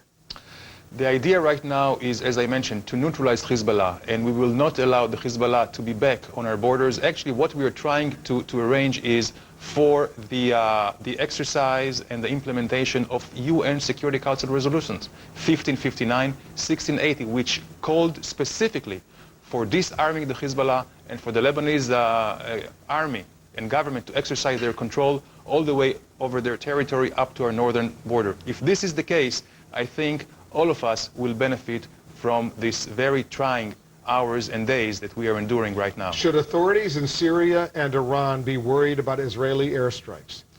Well, Wolf, it's not our customs to make all kinds of threats, certainly not over this medium. Certainly we will not discuss any contingencies plans, but I would say it is high time for Syria and Iran to stop playing with fire, and I think there should be consequences. And I think the international community understand that there should be consequences if we do not want to see a further deterioration in the Middle East, further escalation. You were quite right, Wolf, to mention that the Iranians and also the Syrians would like to deflect attention from what they are doing on the nuclear ambitions. Also, they would like to advance their cause. And Iran would like to see an Islamic, radical Islamic Middle East, a la Iran style, and they are advancing their pawns right now, and we must stop them, and this is what we will do. One final question before I let you go. We just heard Condoleezza Rice suggest that Israel should exercise restraint right now, and she's especially concerned about the destabilization potentially of the Lebanese government. Do you want to respond to that? Well, we have been quite restrained. If you look at the last 6 years since the abduction of our 3 soldiers back in September 2000, and this was after our full pullout from Lebanon, there is not 1 inch of Lebanon that we occupy. And for them to do what they did, I think they misinterpreted our restraint for the last 6 years. If we do not want to see further escalation, deterioration, violence, this is the time to stop the Hezbollah, and what we're doing is the most effective to stop them. One of your Israeli colleagues today in Jerusalem suggested that they had indications that the Hezbollah was going to try to transfer those 2 kidnapped Israeli soldiers to Iran. Is that true? It is true, and this goes to show again of the direct contact and connections between the Hezbollah and Iran, Hezbollah and Syria, Hamas, Syria, Hamas, Iran. We're talking here about a network of organizations and countries who would like to destabilize the entire Middle East. We will not let them. The Ambassador of Israel to the United States, Daniel Ayalon, thanks for coming in. Thank you. And we're going to be hearing Syria's side of the story in just a moment. The Syrian ambassador to the United States, Imad Mustafa, he's standing by to join us live right here in the Situation Room as well. In the meantime, let's check back with Jack. He's got the Cafferty file. Jack? Interesting political development today, Wolf. The White House has now agreed, apparently, to a court review of the NSA domestic eavesdropping program. That's big of them, don't you think? Senator Arlen Specter says President Bush will sign a bill that would authorize the FISA court to review the constitutionality of the program. Specter says this is, quote, a recognition by the president that he does not have a blank check, unquote. But Democratic Senator Patrick Leahy calls the legislation, quote, an interesting bargain. Leahy says it's like the president saying, if you do every single thing I tell you to do, then I'll do what I should have done anyway.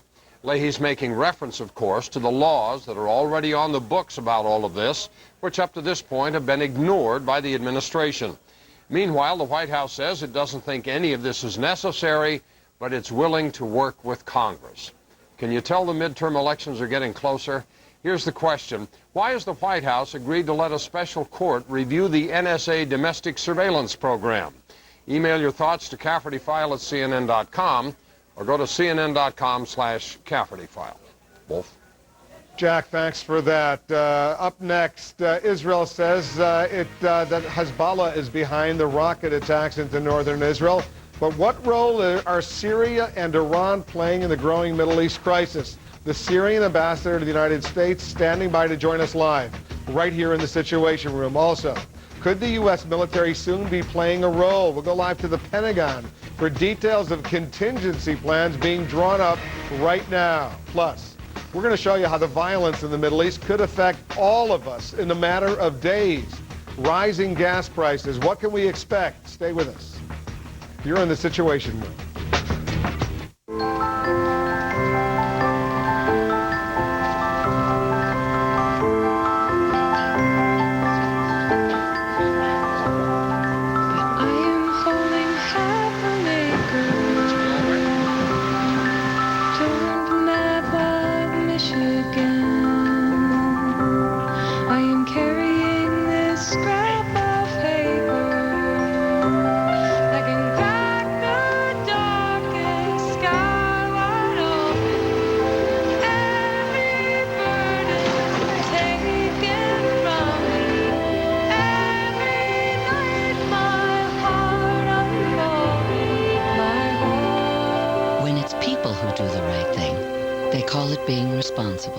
When it's an insurance company, they call it Liberty Mutual.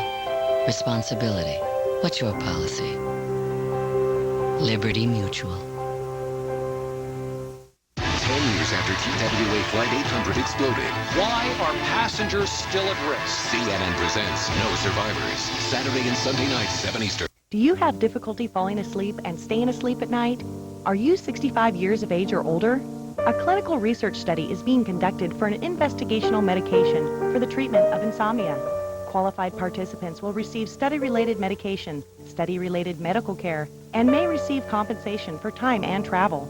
If you are 65 years of age or older and are interested in learning more about this insomnia research study, please call 503-276-6224. Before we got Comcast Workplace, we were having a hard time staying on top of things. Portfolios, scheduling, auditions. Oh, horrific. It got pretty ugly. I want my own trailer and a masseuse. This is so beneath me. A lot of it's done online now. Sure, we looked at DSL, but Comcast gives us more speed. It's poperific. And it includes McAfee Security Free. Bottom line, It's poperific. Comcast gives us the performance we're looking for. Comcast Workplace, broadband for business. Heidi Klum takes you inside Project Runway and takes your calls. Larry King, CNN tomorrow, 9 Eastern.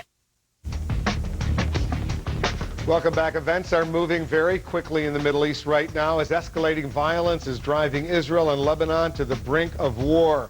We're following all the latest developments right now. Just a short time ago, the Secretary of State Condoleezza Rice spoke out on the crisis saying, and I'm quoting now, "It's extremely important for Israel to show restraint." The United States today vetoed a UN Security Council resolution condemning Israel's earlier incursion into Gaza.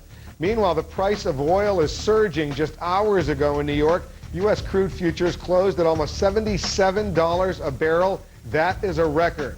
We're monitoring all of the escalating Middle East crisis situation and questions about the role specifically that Syria and Iran could be playing. Our national security correspondent, David Ensor, has been investigating. He's joining us with the story. David?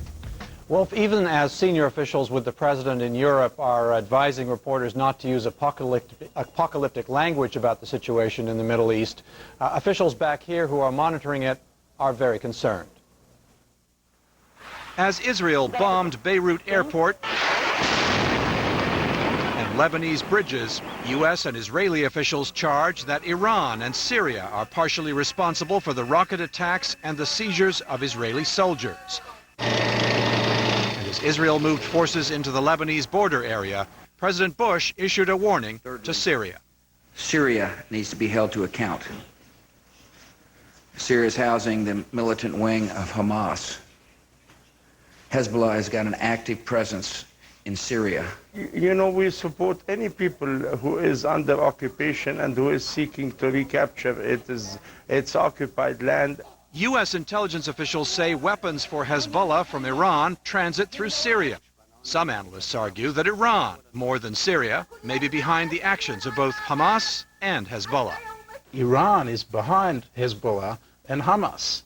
And Iran is at the moment the focus of the G8 attention as we go to the summit in Russia because of its nuclear program. So it's very convenient for Iran to derail that process by having all of us focus on what's happening in Lebanon.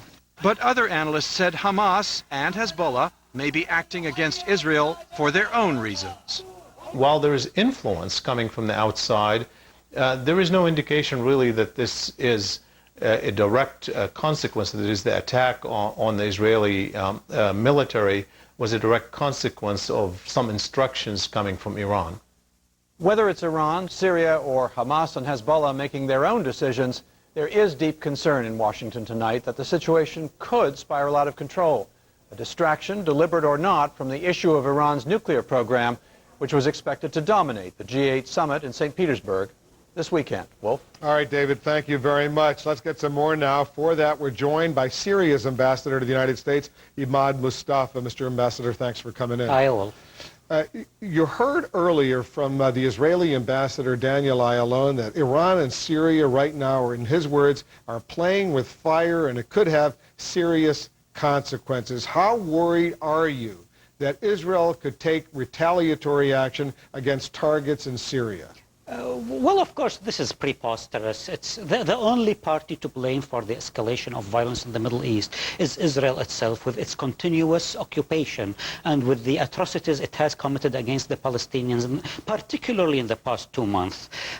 Now, suddenly it is Damascus once again, and it's Iran once again who is to blame for the results of their occupation. But you acknowledge that it was in recent days along the border between Israel and Lebanon that Hezbollah guerrillas crossed into Israel, killed some Israeli soldiers, kidnapped 2 others, took them back into Lebanon. Isn't that an act of war? Look, for the past decade at least, the Israelis have abducted many Lebanese. They are still in the Israeli prisons. Hezbollah has repeatedly demanded in the past 6 months that the Israelis should release their prisoners. The Israelis have done even worse things in the Palestinian territory. But Israel withdrew from Lebanon 6 years ago. Not all of Lebanon. The Sheba farms are still under Israeli occupation. That's a tiny sliver that Syria, that your government says is part of Syria.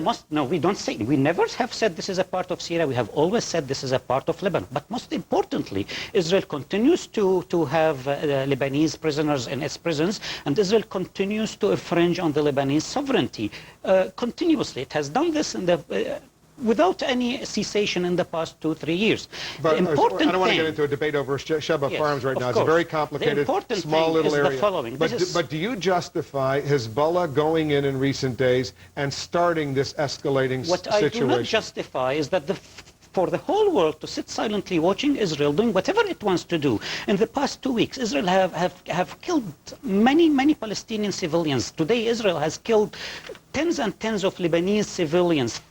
Families were wiped out completely.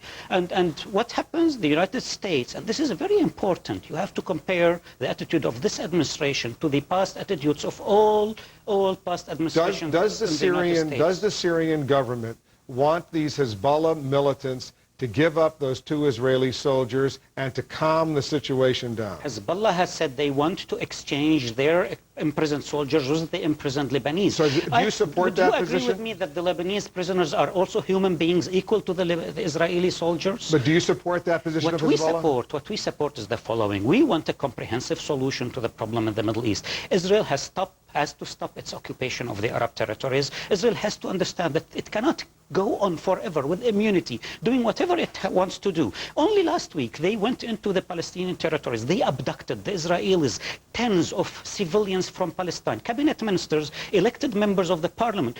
Nobody gave a damn about what the Israelis are doing. Once 2 Israeli soldiers are captured by Hezbollah, look at the reaction. And the stereotypical reaction of this administration is to blame Syria. In the past, you know what the U.S. administration would have done? It would have sent envoys to the Middle East. It would have mediated. It would have calmed down the situation. The administration isn't just blaming Syria. They're blaming Iran, too. Yes. This administration typically would only blame other parties, and they would do nothing. This flagrant bias towards Israel is not helping the situation in the Middle East. You heard, maybe you didn't hear, what the U.S. ambassador to Iraq, Zalmay Khalilzad, said in the last hour here in the situation, something similar that the Israeli ambassador, Daniel Ayalon, said almost the same thing, that they sense that Iran, under great pressure to suspend its nuclear activities, is trying to change the subject now by allowing or encouraging Hezbollah and Hamas to go ahead and kidnap Israeli soldiers. There's a dichotomy here. What we say is the following. Israel is trying to divert attention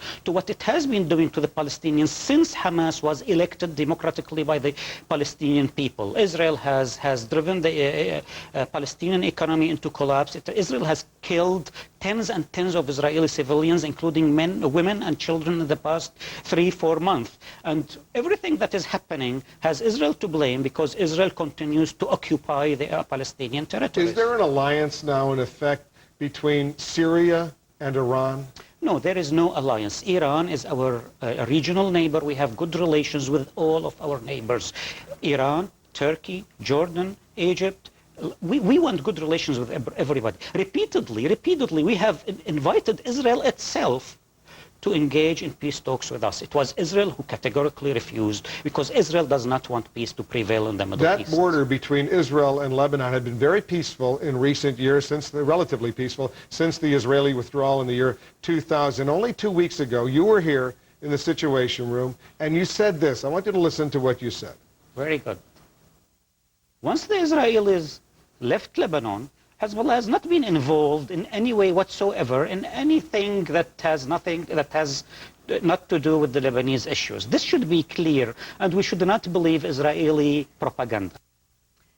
You want to clarify what you meant? Of course. Let me remind everybody of what's happening.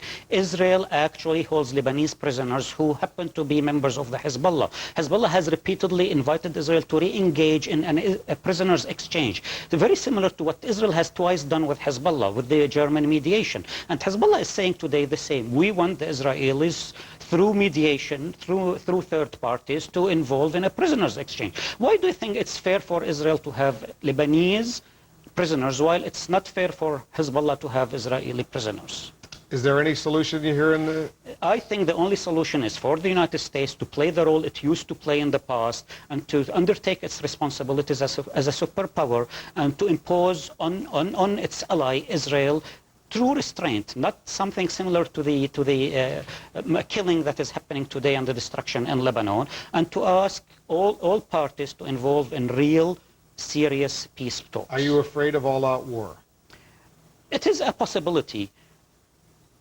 Israel is trying to escalate the situation, the tension in the region. We have to call for restraint. The United States has a play to role. It is the role of the United States. Today, what did the United States do? It vetoed a United Nations Security Council resolution. This is negative diplomacy. We want proactive, positive diplomacy from the United States. The United States has to undertake its international obligation. Imad Mustafa is the Syrian ambassador here in Washington. Thanks for coming in. You are welcome. Thank you. And coming up, the Pentagon is closely watching the escalating violence in the Middle East and making contingency plans right now. We're going to take you live to the Pentagon for details of what the United States military could be called on to do. Plus, a bird's-eye view of the region in crisis. Our Tom Foreman, he's standing by with a report you will see only here in the Situation Room. Stay with us. Pure Del. It's an uncomplicated approach to increased productivity. With scalable Linux and data management solutions, you can get more real-time information to streamline your supply chain. And it all runs on new Dell PowerEdge servers featuring the reliability of dual-core Intel Xeon processors. So growth isn't just a goal, it's a given. That's the direct path to success. That's pure Dell.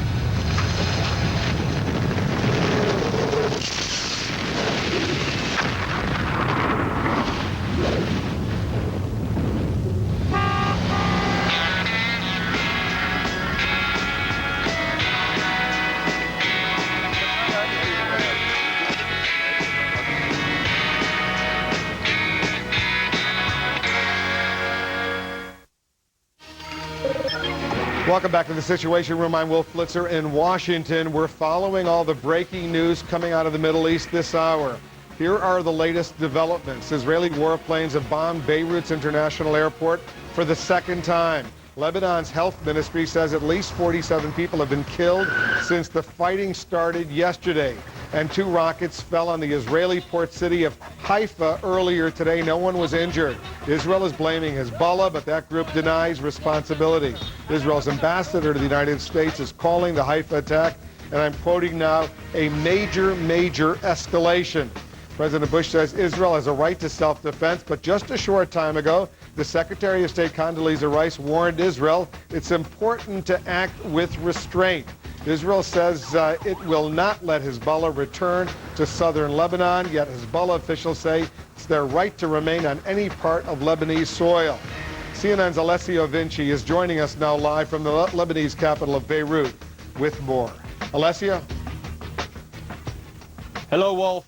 2 developments out of Beirut in the last couple of hours. First of all, as you mentioned, Israeli gunship, an Israeli gunboat, has actually targeted a fuel depot at Beirut's international airport, setting it ablaze. We've seen television pictures here on local television showing extensive damage, but no casualties. This is the second strike, of course, on the Beirut airport. Earlier this morning, Israeli airstrikes hit all the 3 runways of the international airport, basically bringing it to a complete shutdown, rediverting incoming passengers to Cyprus, as well as many of the flights, outgoing flights, had to be cancelled. And a second development that is being reported by several local television stations here, carrying a Hezbollah statement, including, by the way, one television station that was bombed earlier today by Israel, affiliated with Hezbollah. They're carrying statements from Hezbollah saying that Hezbollah is denying that it has actually targeted Haifa, the northern Israel city, as a retaliation attack for what is happening in southern Lebanon. We do know that those television stations earlier today had reported that Hezbollah would indeed bomb Haifa should Israel target the southern outskirts of Beirut. That is an area, of course, predominantly Muslim and inhabited by people supporting Hezbollah, but that is not happening. What we have seen tonight is Israeli warplanes dropping leaflets urging civilians in that area to stay away from the buildings. I'll ask you a question I asked our John Voss earlier. He's in Haifa. Are people in Beirut going into bomb shelters tonight? Not in Beirut, but they're staying home, that's for sure. On a Thursday night here in the middle of summer, there should be people out in the streets enjoying the evening, drinking, having fun, going to outdoor restaurants. The entire city is completely calm, quiet. certainly there is a fear here and a feel that something may happen overnight, and certainly there is no mood here to party.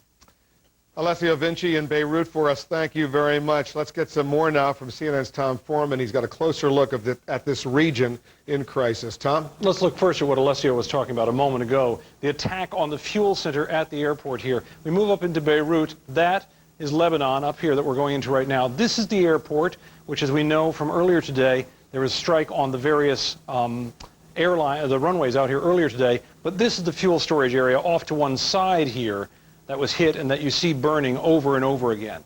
But beyond that, let's look at the bigger picture here. A short while ago, you were talking to the Syrian ambassador. Just give you some points of reference here on what we're talking about. Syria in this region is right over here. There's Lebanon up there. There's Israel down here. Here's Syria over here, bordering the northern part of Lebanon. A little bit further over, the other one that the U.S. is talking about a lot is supporting Hezbollah, is Iran over here. Why all of this matters is because the fight that's been going on in Lebanon involves primarily the southern part of the country. And if we look at all the action that we've had along the border here, you see all these explosions and things that have been going on today, all along that border. Israel down below, and we've got Lebanon up above. The southern part of Lebanon is where Hezbollah fundamentally functions.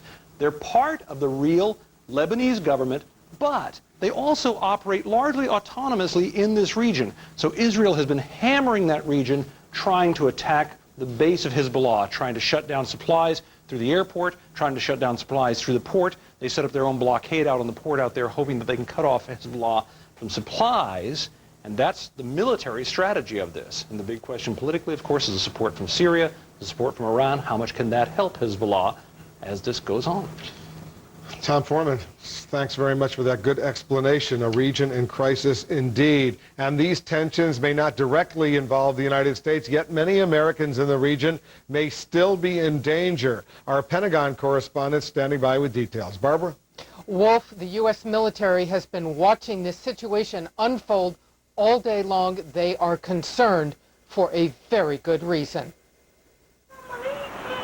Bombed out runways at Beirut International Airport now forcing the Pentagon to plan for a worst-case scenario, how to evacuate 25,000 Americans living in Lebanon without using the airport.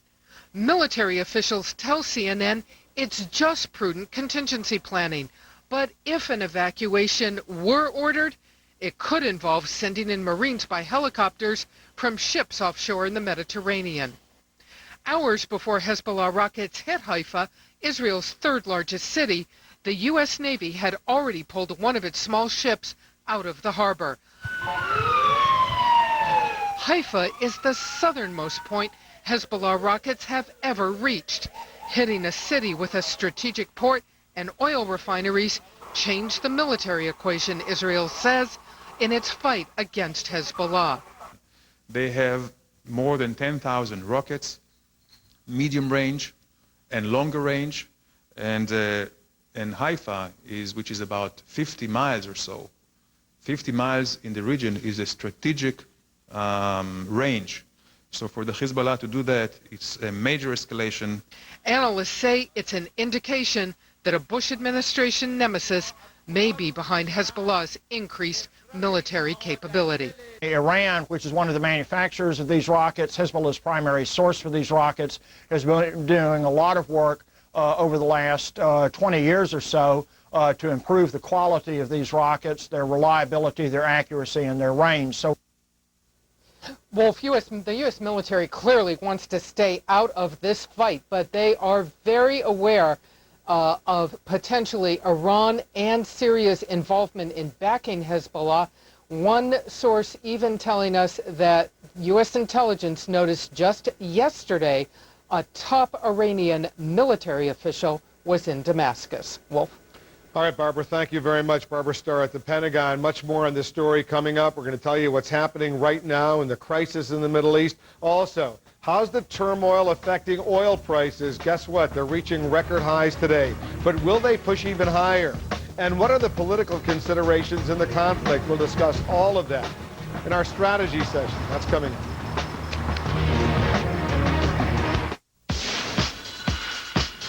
We refinanced our first mortgage and consolidated our loans, and we were able to lower our monthly payment by $800, and it was very quick. Log on or call 1-800-71-FIXED.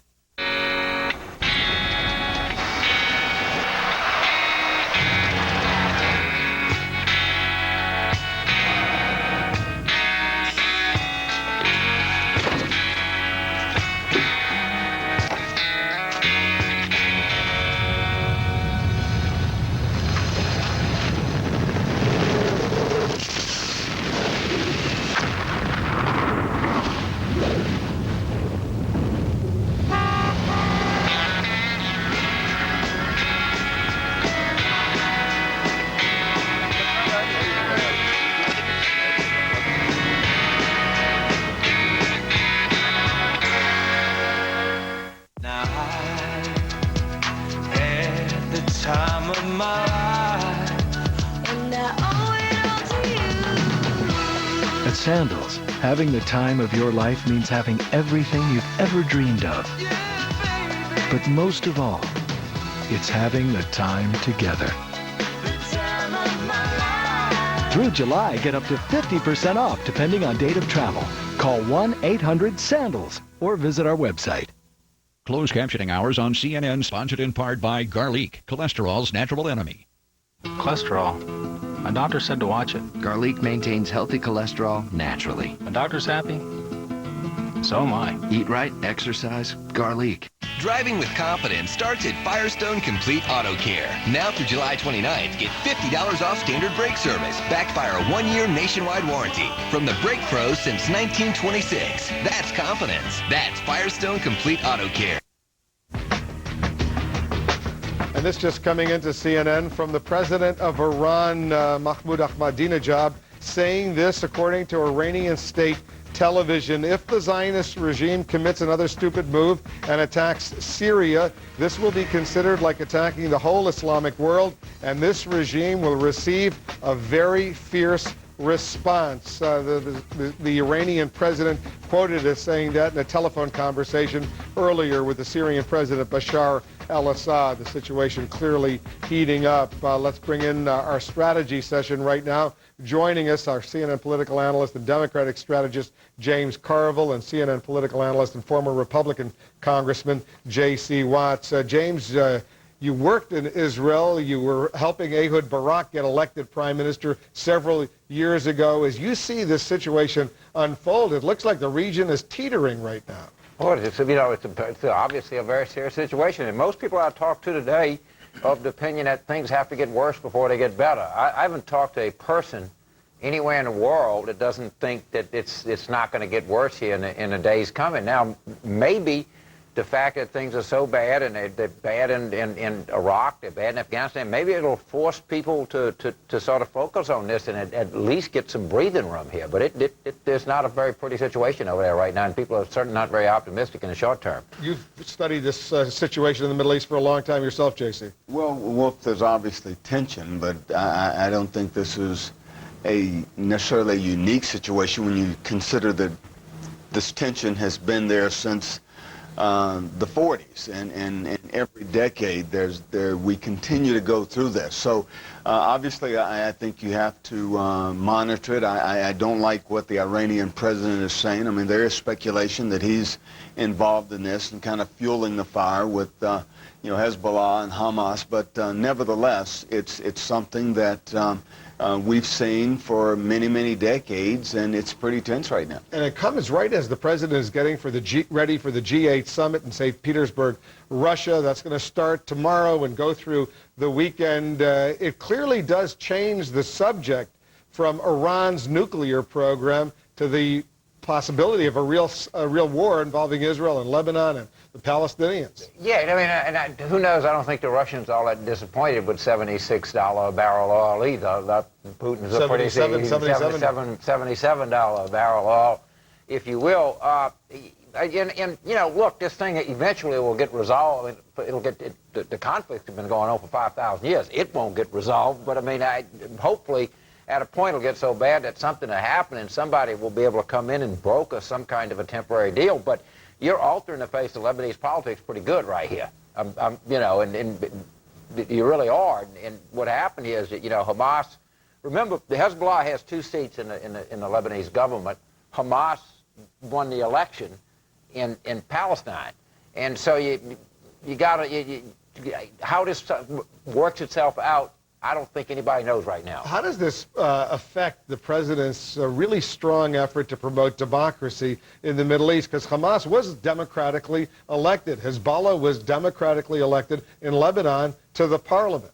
Well, Wolf, you hope civil, and I think that theory, that ideology is still intact, and I still think that's the civilized way to go, to continue promoting democracy. But I think you have to recognize that this tension is nothing new. It's not unique. It's been happening, as James said, for many years. But I do think that you know, over in the G8 summit, I do think we'll see some focus there. I think you'll see some of those entities getting involved and calling on saner heads to prevail. But I think another thing, Wolf, we've talked about the Gaza Strip, that land giveaway. I think it proves that, you know, that's been a failure. You've got to deal with these type of people, and I think the way that Israel is trying to deal with them. But you don't think the Israelis are overreacting? You know, you always have to be careful how you use force, how you react. But I think. We've seen that in spite of the fact that they tried to compromise, that in terms of the Gaza land, it didn't work. And the terrorists and the bad things continue to happen. So this is the way they've retaliated. Put on your political hat for a moment. How does this affect the politics, which has been humming along here in Washington, this new crisis in the Middle East? I'll give you both theories. One theory says that the president is like, he's the number one leader of the world. The world is in a state of disarray. That'll hurt the president. Another theory is, to be fast, people say, well, the world's in a disarray. It's a dangerous world. But that may help the Republicans and help the president. People may rally around the president because it's so dangerous.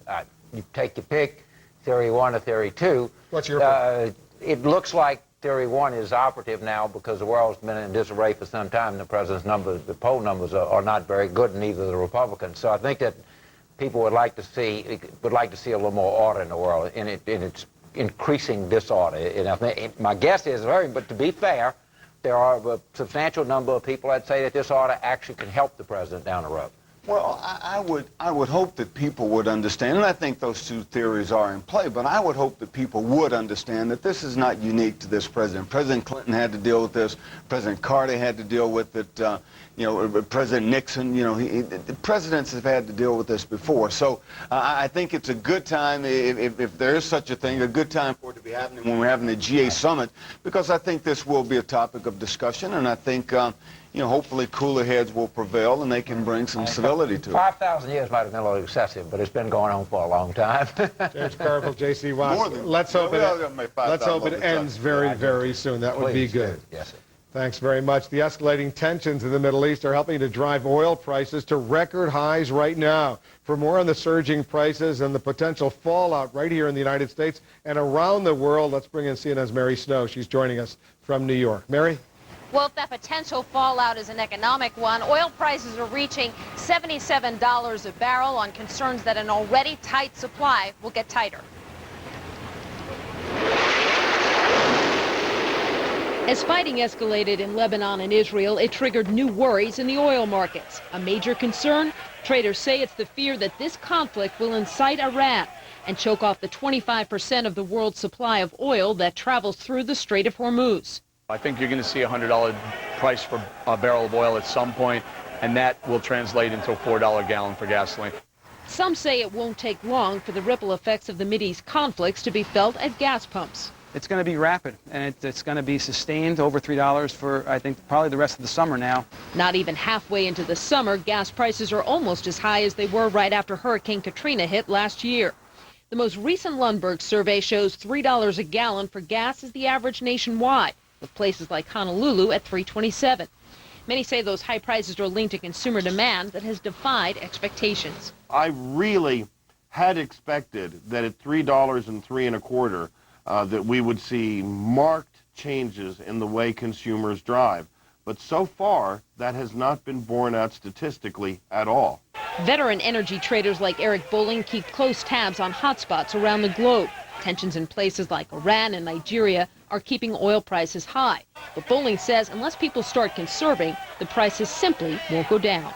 That's the only real solution to this. It's not a question of we're going to find more oil or there's going to be peace in the Mideast. Clearly those aren't going to be two of the reasons why oil comes down. And with some expecting gasoline to hit $4 a gallon, they do believe that that could be the thing that causes consumers to finally scale back. Wolf? All right, Mary, thanks very much. I just want to update our viewers. Reuters and the Associated Press now reporting that Israeli aircraft have hit the Beirut to Damascus highway. That's the main road that links the Lebanese and the Syrian capitals. We're trying to independently confirm this right now. The Israel Defense Forces earlier in the day said that they did hit that highway. The question now is whether a second strike has destroyed at least part of that main thoroughfare between Beirut and Damascus. As we check that out, let's go to Lou Dobbs in New York. He's got a quick check of what's happening on his program that begins right at the top of the hour. Lots going on, Lou. Absolutely, Wolf. Thank you. Coming up at the top of the hour here on CNN, we'll have the very latest for you on what now appears to be an escalating, undeclared war in the Middle East. Israel today attacking hundreds of targets in Lebanon. Radical Islamist terrorists firing rockets at Haifa, one of Israel's largest cities, for the first time. We'll be live in Haifa and in Beirut with reports for you. Also, a new flashpoint in the showdown over illegal immigration and border security. Do multilingual ballots divide our country or enhance our democracy? We'll have a special report, and I'll be talking with the head of La Raza, Janet Murguia. And scientists say wildfires now raging in California could be the latest evidence of global warming. Is global warming an imminent threat? And if so, is it too late to prevent a worldwide catastrophe? 3 of the world's leading climatologists join me tonight. We're going to cut through the clutter and get to what the solutions could be. We hope you'll be with us for that and a great deal more at the top of the hour. Wolf, back to you. Sounds important and good. Thanks very much, Lou, for that. And just ahead here in the Situation Room, there's a new development in the CIA leak case, potentially significant. A lawsuit filed by Valerie Plame Wilson targeting White House officials. We're going to show you whom she's suing. Plus, Jack Cafferty wondering why the White House agreed to let a special court review the NSA domestic surveillance program. Jack standing by with the Cafferty file. We'll be right back. Money should be fat. It should be big. At HSBCDirect.com, we've created a way to make money into bigger money. HSBCDirect.com offers an online savings account with a 5.05% annual percentage yield. That's 8 times the national average. Making me money. Let your money grow big at HSBC. Brought to you by HSBC, the world's local bank. Member FDIC. Discover more at HSBCDirect.com. Too often political correctness is all about controlling language. We have to tell it like it is. Lou Dobbs tonight. CNN coming up next. It's time for... At the door, there's a man who will greet you. The food is all that you've been dreaming of. The games are hot and they're right for the winning. I think that I'm in love. I know a place where you'll find some friends and win some dough. I know a place where we can go. Some of the rarest, most beautiful, and most sought-after gold coins in history were not even known to exist until a few short years ago. But now, Monaco Financial, one of the nation's leading rare coin firms, announces the availability of a very limited number of truly historic and truly magnificent gold coins minted during the 1850s California Gold Rush. These rare $20 gold double eagles, private assayer, and territorial gold coins, and more, are now available for acquisition by those who can appreciate this historic numismatic opportunity. Call Monaco Financial now for this free catalog of rare gold coins and other treasure recovered from the 1857 shipwreck of the SS Central America. Call 1-800-283-6161 now for your free Monaco Financial Gold Rush Treasure Catalog. That's 1-800-283-6161. Own a piece of history. Call Monaco for your free catalog now. Oregon basketball is long gone, and spring sports have just wrapped up. But Comcast and the U of O are still bringing you coverage of events that you won't find anywhere else. Oregon alum and PGA star Peter Jacobson hosts former Oregon athletics greats at the Legends of Oregon Golf Tournament from the beautiful Broken Top Golf Club in Bend. Oregon Sports, exclusively on CNW 14. Now, CNN Tonight, 8 Eastern.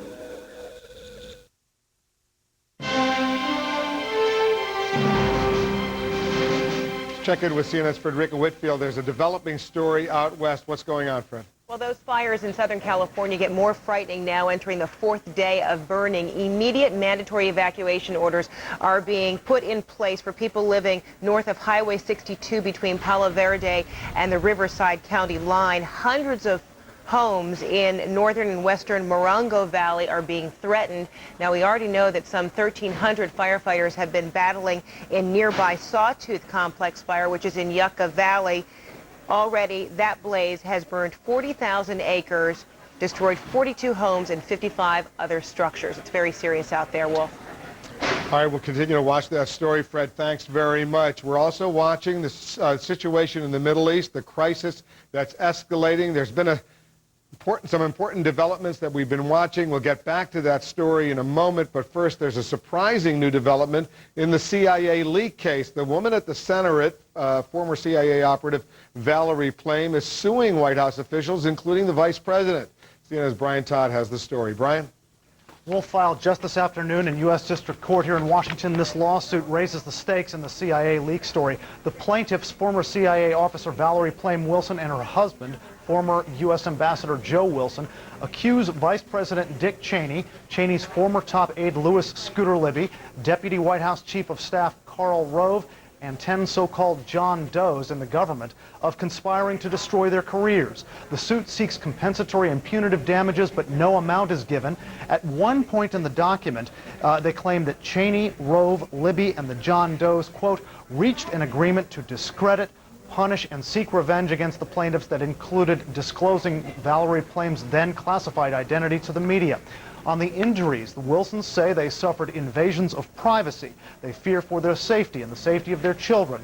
That as a result of the defendants' actions, Valerie Plame Wilson was not able to pursue her career at the CIA, that both Wilsons were impaired in their ability to pursue other professional opportunities, and that their First and Fifth Amendment rights were violated.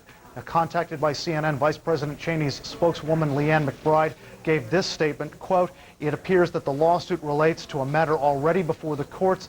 For that reason, standard policy of not commenting on a matter in litigation will be followed. We also got this statement from a spokesman for Karl Rove, quote, it is clear that the allegations are absolutely and utterly without merit. We were also able to reach a spokeswoman for Scooter Libby. She had no comment. Wolf? Thanks very much, Brian. We'll take a quick break. Jack Cafferty with your email. That's next.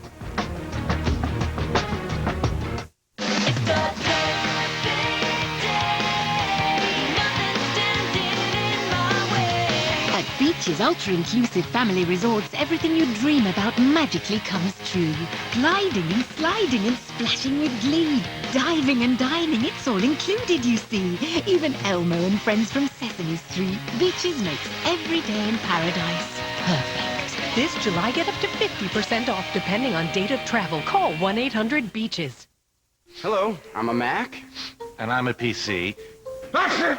Action! Action! Gesundheit, you okay? No, I'm not okay. I have that virus that's going around. Oh, yeah. In fact, you better stay back. This one's a doozy. That's okay, I'll be fine. No, do not be a hero. Last year, there were 114,000 known viruses for PCs. PCs, not Macs. So, you just grab this one. I think I got a crash. Hey, if you feel like that'll help, good.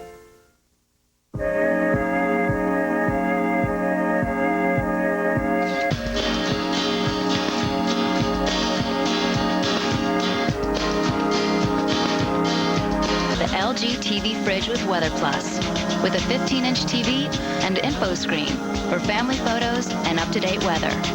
We can make your life more organized, but some things never change. Surprising as, streamlined as, innovative as LG. LG, life's good. 24/7 access. Simple process. and great home equity rates. That's why people who use eLoan are getting the message around. Those are just some of the revolutionary ways we're changing the lending industry. eLoan, radically simple. Let's go back to New York and Jack Cafferty. Jack? Wolf, the question this hour is why has the White House agreed to allow a special court to review the NSA domestic surveillance program? Roger in Madison, Wisconsin, the fall election would seem to be a factor, or maybe the administration has finally realized the advocates of impeachment might actually be onto something. It may be a case of CYA before the indictments start coming down. Michelle in Dallas, if you recall, when the FISA court heard of what the White House and NSA were doing behind their backs, several of the judges quit. My guess is that now the White House has stacked the court with replacement judges who will rule in their favor, more likely than not. And if FISA does not rule in favor of Bush, he'll just continue to break the law anyhow. Laws don't matter to him. Margaret in Dexter, New Mexico, a promise was made to put it in a secret court that will agree with Bush. Why else would they have had the meeting in private for it? Chris in Denver, I have a feeling this law could finally trigger a profound constitutional conflict. Can the Republican Congress pass a law to protect a president from their own party? That's a very interesting question. It's tantamount to the president pardoning himself for his crimes. Nick in Pennsylvania writes, I think the Bush administration is attempting to appease the Congress as well as the American citizens that are still on the fence about the president's actions. Regardless of the outcome, the government simply does not want to look like it has something to hide headed into the elections. And Kevin in Wilmington, Vermont, it seems old Cowboy W has come upon a hitch in his swagger and sees what most everyone else has seen for quite some time now. His gun belt's down around his knees. And if you didn't see your email here, you can go to CNN.com/Cafferty file, where we each day post many other of these on the internet. That was well done.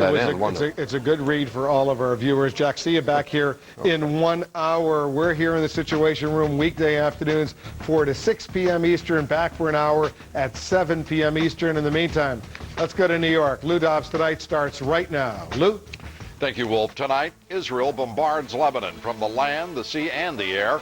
Radical Islamist terrorists have fired rockets into one of Israel's largest cities for the first time. We'll be live with reports in Haifa, Israel, and Beirut. And a new flashpoint in the showdown over illegal immigration and border security. Do multilingual ballots divide our country or enhance our democracy? We'll have that special report. And the president of the National Council of La Raza, Janet Murguia, joins me here tonight.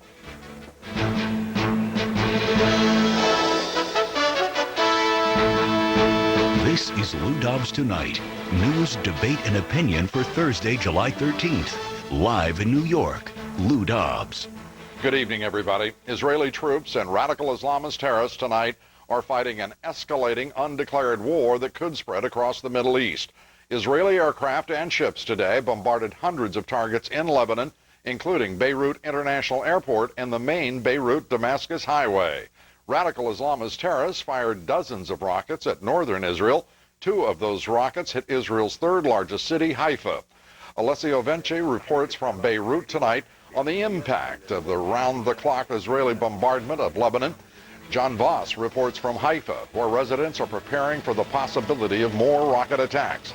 And Ed Henry reports from Rostock, Germany, where President Bush tonight faces a major new test of his foreign policy. We turn first to Alessio Venci. Alessio? Hello, Lou. It has been a day of escalating violence here in Lebanon, a day during which many Lebanese realize that the bad old days of a long war may be coming back. Israel promised a painful response, and it hit Lebanon where it hurts the most, the tourism industry at the height of the summer season. All 3 runways of Beirut's International Airport have been damaged. All flights in and out were cancelled. Incoming passengers diverted to Cyprus. And after nightfall Thursday, gunboats hit a fuel depot at the airport again, while Israeli planes dropped leaflets urging people to stay away from Hezbollah buildings. The Israeli Navy is also imposing a naval blockade, preventing vital fuel supplies from reaching the capital's port. Residents of Beirut fear a prolonged blockade and a return to the bad old days. The situation is very bad. We are expecting everything now is coming bad. I wasn't scared, but when I saw everyone going to the gas stations, I thought maybe I should too. In southern Lebanon, closer to Hezbollah's main area of operations, people stockpiled essential supplies. Security sources say Israeli artillery and airstrikes have killed more than 50 civilians. 12 members of one family were killed in an airstrike close to the border. Lebanese officials called the Israeli strikes an act of war and rejected Israel's insistence that it held the entire Lebanese government, and not just Hezbollah, responsible for the soldiers' kidnapping. Saying it is unable to rein in Hezbollah, the Lebanese government has called on the Security Council to intervene, while calling for a comprehensive ceasefire. Lebanese analysts close to Hezbollah say a truce is now up to Israel. The door is still wide and open for indirect negotiations, but they have to stop or to start a ceasefire. The Israelis didn't want that, it seems. With 2 Hezbollah ministers in its cabinet, the Lebanese government finds itself caught in the middle. The Lebanese government has distanced itself from obviously the attacks, from the kidnapping of the Israeli soldiers. At the same time, also, it has denounced Israel's attacks. But at the same time, it is acknowledging that it has no control over the southern border area, essentially indicating that it has very little power or no power to help bring about an end to the current crisis, Lou. Alessio Vinci from Beirut, thank you. Radical Islamist terrorists today fired rockets at the Israeli city of Haifa, nearly 40 miles from the Israel-Lebanon border. A senior Israeli diplomat called the rocket attack on Haifa a major escalation. John Voss reports from Haifa. John? Lou, according to the Israeli military, 2 Hezbollah rockets reached this port city early Wednesday evening. It is the first time Hezbollah missiles have traveled so deep into Israeli territory. No one was injured, but the Israeli government has described this as a major escalation. Hezbollah denies the missiles were theirs, even though hours earlier they threatened to carry out just such an attack. Hezbollah has claimed responsibility for 100 or so rocket attacks on Israeli towns and cities in the north of Israel. The tourist town of Nahariya was hit twice, once in the morning and once in the evening. There, 1 person was killed, more than a dozen were injured. And the town of Safed, home of Israel's Northern Command, has also come under attack. 7 Katyusha rockets there, killing at least 1 person and wounding several others. The Israeli military offensive continues with airstrikes across Lebanon. The Israeli Navy is blockading the coast of Lebanon, and Israeli artillery continues to pound Hezbollah strongholds in the south. The Israeli defense minister says this is now about more than trying to free 2 Israeli soldiers who are being held hostage. The plan now is to drive Hezbollah militants out of southern Lebanon and ensure they never return. Lou? John, thank you. John Voss. President Bush today strongly defended Israel's right to defend itself. But in a sign the White House fears the conflict could escalate further, the president said Israel should not weaken the government of Lebanon. Tonight, Secretary of State Condoleezza Rice called upon Israel to exercise restraint. Ed Henry, traveling with the president in Europe, reports from the German city of Rostock. In advance of the G8 summit, President Bush is trying to shed the tough guy image, playing nice on the world stage, while the White House is ripping Iran and Syria for escalating violence in the Mideast. It's really sad where people are willing to take innocent life in order to stop that progress. As a matter of fact, it's pathetic. The president still tried to play the role of peacemaker and find some middle ground. Israel has a right to defend herself. Every nation must defend herself against terrorist attacks and the killing of innocent life. Whatever Israel does, though, should not weaken the Sonora government in Lebanon. We're concerned about the fragile democracy in Lebanon. And the president sounded downright deferential to the United Nations when pressed on how long the Security Council has to sanction Iran over its nuclear program. Oh, they got plenty of time. I mean, the UN Security Council, they got time to react. Compare that to the president in March of 2003, pressed on whether he had to wait for the UN before launching the war in Iraq. I'm confident the American people understand that when it comes to our security, if we need to act, we will act, and we really don't need United Nations approval to do so. But now, on hotspots like North Korea, a cautious president has changed his tune. I'm hopeful that we can get some UN action on North Korea. The shift has come because the president's image around the world has been battered. The president has to come sort of with his hat in hand, doing the rounds, and hope that others are willing to listen. It's after midnight here in Germany, but U.S. Secretary of State Condoleezza Rice just had a briefing with reporters. She said the traveling White House is monitoring the escalating violence in the Mideast minute by minute, and she also had tough talk for Syrian President Assad, saying he has to stop harboring terrorists from Hezbollah. Lou? And thank you very much, Ed Henry, reporting from Rostock, Germany. The State Department today said Iran and Syria are directly to blame for the escalating violence in the Middle East. The State Department called Hezbollah subcontractors in terrorism for Iran and Syria. Syria and Iran also have close ties with the radical Islamist group Hamas, which controls the Palestinian government. Hamas has refused to hand over an Israeli soldier captured by Palestinian terrorists and taken to Gaza last month. At the same time, U.S. military commanders say foreign terrorists and weapons have crossed into Iraq from Syria and Iran to join that insurgency. Meanwhile, Iran is continuing to defy the world over its nuclear weapons program. The United Nations Security Council is now deciding what action to take against Iran. Tonight, the Iranian president, Mahmoud Ahmadinejad, said an Israeli airstrike on Syria would be considered an attack against the whole Islamic world. The Iranian president said such an attack would bring a fierce response. He did not elaborate. France and Russia, two countries with extensive commercial ties in the Arab world tonight, are strongly criticizing Israel's bombardment of Lebanon.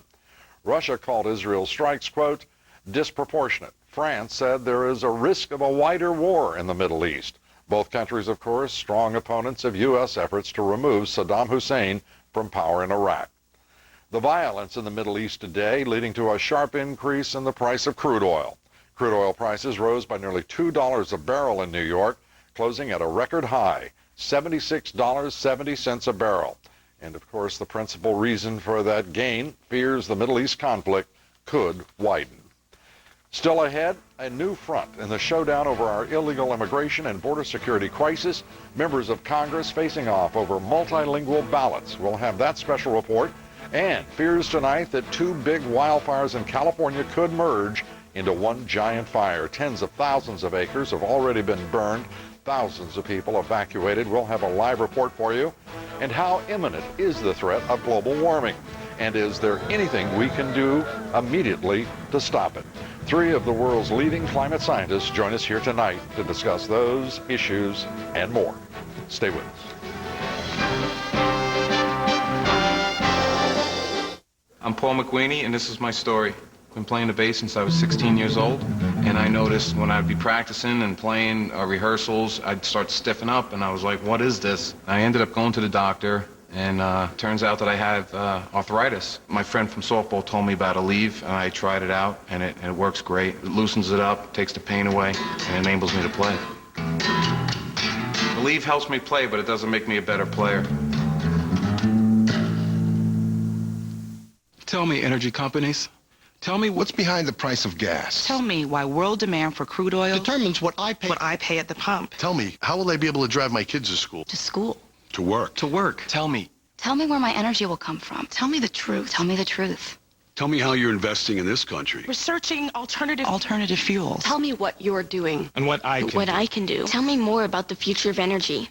Ask questions, get answers from America's oil and natural gas industry. We're back with the Geico Gecko. So now here's the thing I don't understand. People could save hundreds of dollars on car insurance by switching to Geico. Right. So I have to ask, why does Geico even need a talking gecko? Well, entertainment. How's that? Look, you can't just tell people that Geico could save them money. It's true, yes, but it's a bit boring. So you have a little gecko entertain, play a little guitar or whatever. They think they're watching entertaining television, but they're actually watching a commercial. Geico. 15 minutes could save you 15% or more on car insurance.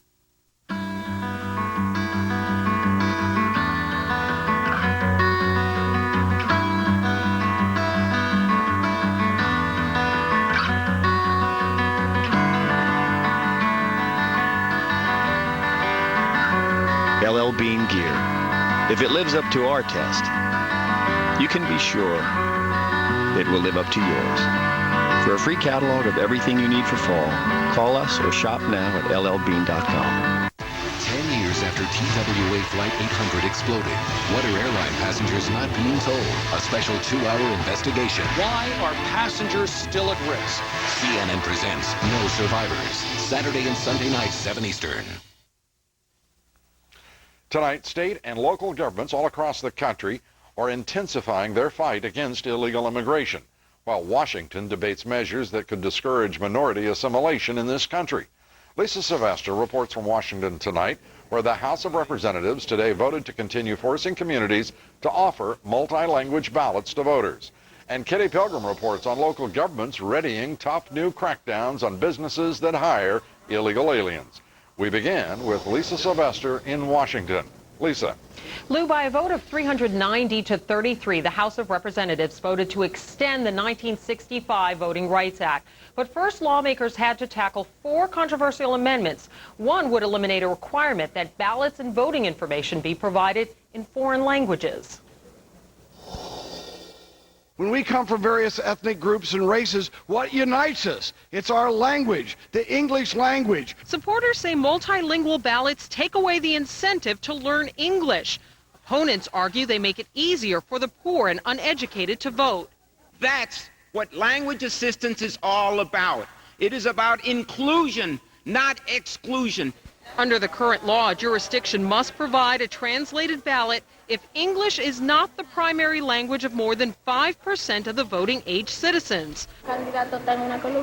Currently, more than 299 counties in 30 states provide ballots in a foreign language, including Chinese, Korean, Japanese, Vietnamese, and Spanish. My amendment would lift the federal mandate imposing foreign language ballots on localities by allowing the mandate to sunset. If the mean-spirited Section 203 amendment passes, eligible voting age citizens will be deprived of language assistance and lose the chance to cast an informed, accurate vote for the candidate of their choice. But all U.S. naturalized citizens already need to pass an English proficiency test, and they have the option of using an interpreter on Election Day. Amendment supporters say the law costs local governments like Orange County, California, millions. In the last cycle, spent $600,000 on bilingual ballots when only 0.7% of the ballots requested were multilingual or bilingual ballots. The multilingual provision has also been described as arbitrary. In Wayne County, Michigan, there are 23 different Arabic dialects. It would be nearly impossible for election supervisors to accommodate them all. Now, all 4 of the amendments were defeated within the last hour, including the multilingual ballot provision. That vote, 185 to 238, with most Republicans in opposition. Lou? Lisa, thank you. Lisa Sylvester from Washington. Hazleton, Pennsylvania officials tonight vote on a groundbreaking law that would punish employers and landlords for hiring and housing illegal aliens. The vote comes as state and local governments are being forced to take new action against illegal immigration in the absence of federal action. Kitty Pilgrim reports. Suffolk County wants its contract workers to be legal, and businesses will be fined if they are not. The 1986 immigration laws on the federal government already require this, but unfortunately, as we all know, the feds don't enforce it. So where the feds won't, we think it's time that the local governments step up to the plate and fill that void. The 5,500-member Long Island Business Association supports the proposal, but it worries about harsh penalties if some worker manages to slip through the system. Suffolk County is not alone in getting tough on businesses who hire illegal aliens. Local governments across the country have taken up the task. The community of Hazleton, Pennsylvania, has proposed fines on any businesses that employ illegal aliens and fines for any landlord who rents to them.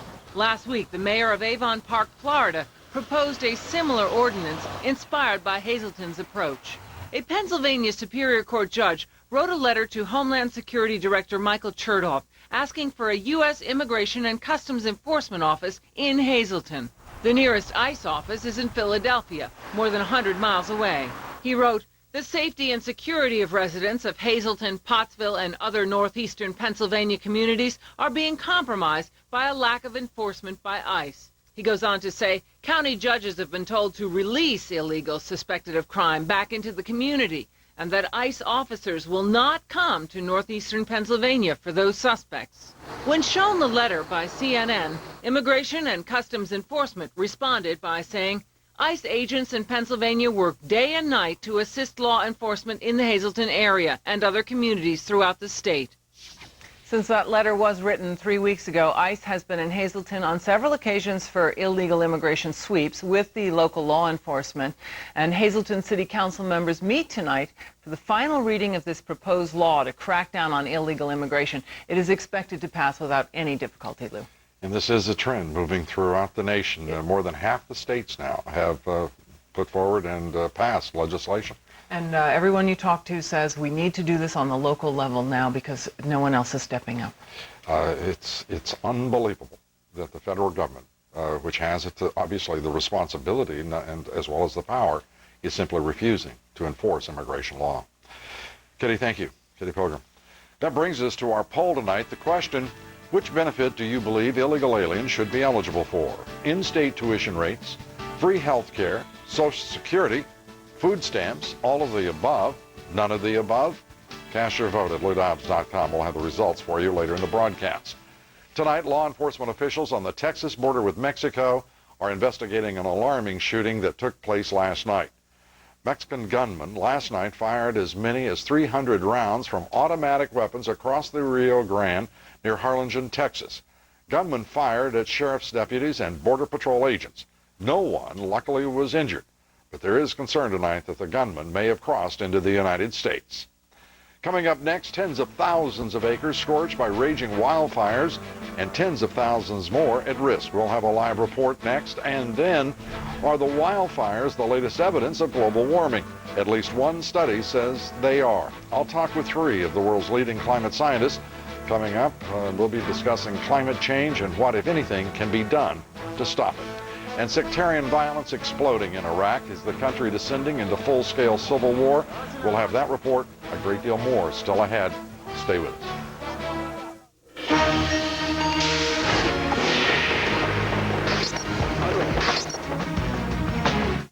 Get home delivery of the New York Times, now in more U.S. locations than ever before. It tells me in depth what I want to know. Even if you don't live in New York, I think it's great to get the New York Times. Get home delivery of the New York Times at 50% off. Call 1-800-909-5577. It gives you the national perspective. They're worldwide, really. Science Time, Science and Leisure. The sports, I clip articles, I clip recipes. This is a useful tool.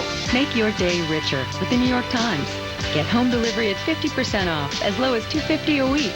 The New York Times really tries to get at the truth. I respect the Times. It's aerobics for the brain. Sort of a how-to, when to, where to. I started reading the New York Times when I was 7 years old. It's part of my family tradition. It's concise, it's evocative. It makes me feel like I'm in the know. Get home delivery at 50% off for 12 weeks, as low as $2.50 a week. I feel like there's a broader scope. It's fun to read. It helps keep me inspired. Now get home delivery in even more U.S. locations. Call 1-800-909-5577 for the New York Times at 50% off. There's the Times and there's everything else.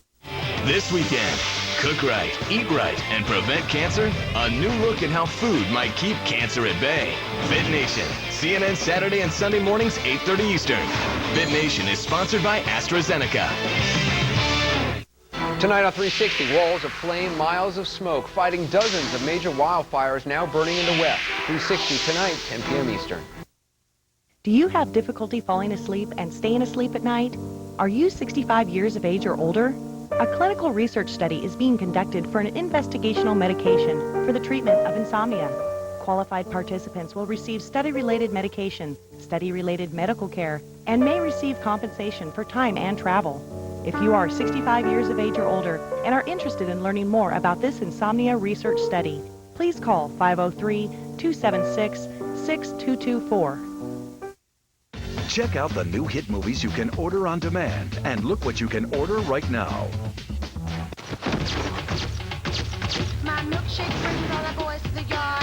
From the makers of Scary Movie. Idiot! Hell no, I won't marry you. God! Date Movie, now on demand.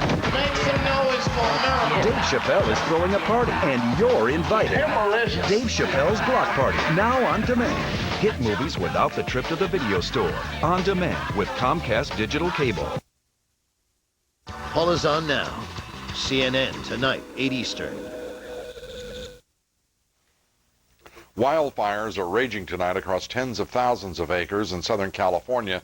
The San Bernardino sheriff has just ordered an immediate mandatory evacuation of hundreds of homes in the Morongo Valley area. These wildfires have already burned more than 40,000 acres and destroyed dozens of homes. Chris Lawrence tonight reports from Morongo Valley, California. Chris? Lou, this neighborhood we're standing in right now is one of those neighborhoods that was just ordered to evacuate by fire officials. The Sawtooth fire, the fire that is burning behind me there, has now scorched at least 40,000 acres. That was the number from this morning. They have been fighting this fire all day, and we expect to get an update very soon. So after some hours of firefighting, that number may very well change. You can see what would happen there if that fire jumped the mountain, as it has several mountains behind it, and came right up here. You can see some of these homes right here that would be in danger. The people there have been ordered to evacuate. An even greater danger is the fact that there is a second fire burning, the Millard fire. It has already scorched several thousand acres, and most fire officials that I've spoken with tell me that it is highly likely that at some point very soon, those two fires will merge. Lou? Chris, thank you very much. Chris Lawrence reporting from Morongo Valley, California. Taking a look now at some of your thoughts, Glenn, in North Carolina. As an IT project manager, I could not imagine submitting a proposal to a potential voting machine customer that did not include verifiable paper receipts. Why? Because I couldn't imagine a customer stupid enough not to demand it. Mel in Washington. The Corpublicans are inviting illegals across our formerly sovereign border to take jobs that Americans don't want. The Corpublicans are sending jobs that Americans want to communist China. But damn, Americans are going to enjoy eating those Indian mangoes. Jeff in Georgia. Lou, in a few years, we'll be as poor as Mexico, so tell Al-Qaeda to be patient. Mexico hasn't fought a war in 100 years. George in New Jersey. How is it illegal aliens can demand so-called rights and Americans are just left standing watching their rights get flushed right down the toilet? Hopefully, our so-called representatives will get flushed come election time. Byron in Arizona. Lou, if the New York economy will fail if all the illegals are returned to their countries, as the mayor, Michael Bloomberg, has suggested, maybe they need a new mayor. Send us your thoughts at LouDobbs.com. We'll have more of your thoughts here later in the broadcast. Up next, is global warming now an imminent threat? And what can we do about it? 3 of the world's leading climate scientists join me. And new acts of war in the Mideast. Israel is striking back after rocket attacks on one of its largest cities. General David Grange with analysis. And the National Council of La Raza takes issue with this broadcast coverage of its annual conference in Los Angeles. The president and CEO of La Raza, Janet Murguia, joins me here next. Stay with us. Do you have an adjustable rate mortgage? How much has your monthly payment gone up? Do you have credit card debt? Get a new low fixed rate home loan with one low monthly payment, even if you have a credit problem. Log on or call 1-800-71-FIXED. The absolute summer clearance at Joseph A. Bank. All clearance suits 70% off. Every clearance sport coat 70% off. All clearance dress pants 70% off. Even every clearance silk tie 70% off. Plus an extra bonus, incredible clearance values throughout the store. Right now, all clearance suits, sport coats, and more 70% off. Only at Joseph A. Bank. Now through Sunday.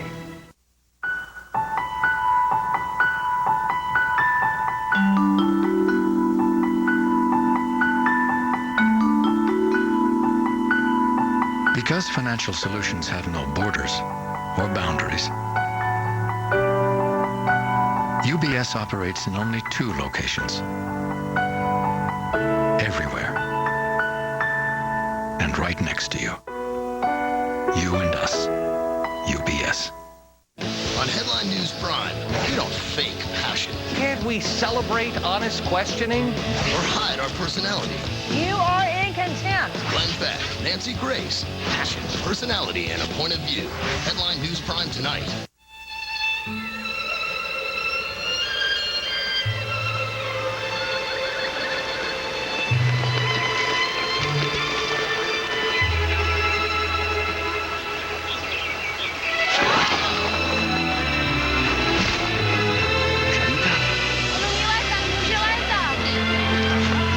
Stejně neumí plavat.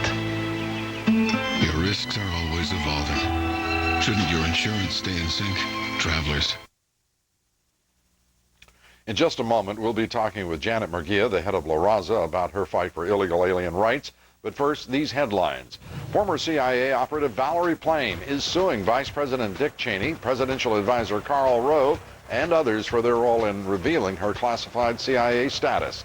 The civil lawsuit accuses the group of destroying her career and putting the lives of her and her family at risk. Plame's identity was revealed in a column by Robert Novak 3 years ago. The lawsuit seeks unspecified damages. A spokesman for Karl Rove says the allegations are without merit. President Bush today agreed to a court review of his controversial eavesdropping program.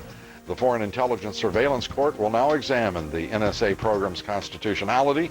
President Bush has defended the program as critical to saving American lives. New surveillance video shows the sheer force of Monday's blast at a New York City townhouse. Trees were literally uprooted as debris flew everywhere. Police say a doctor who owns the building blew the building up in an apparent suicide attempt by rigging a gas line. He remains in critical condition. Another person who was hit with flying debris is now in stable condition. Insurgents have killed 2 more of our troops in Iraq. A sailor in a naval construction regiment was killed in Al Anbar province, and a soldier was killed in the northern city of Mosul.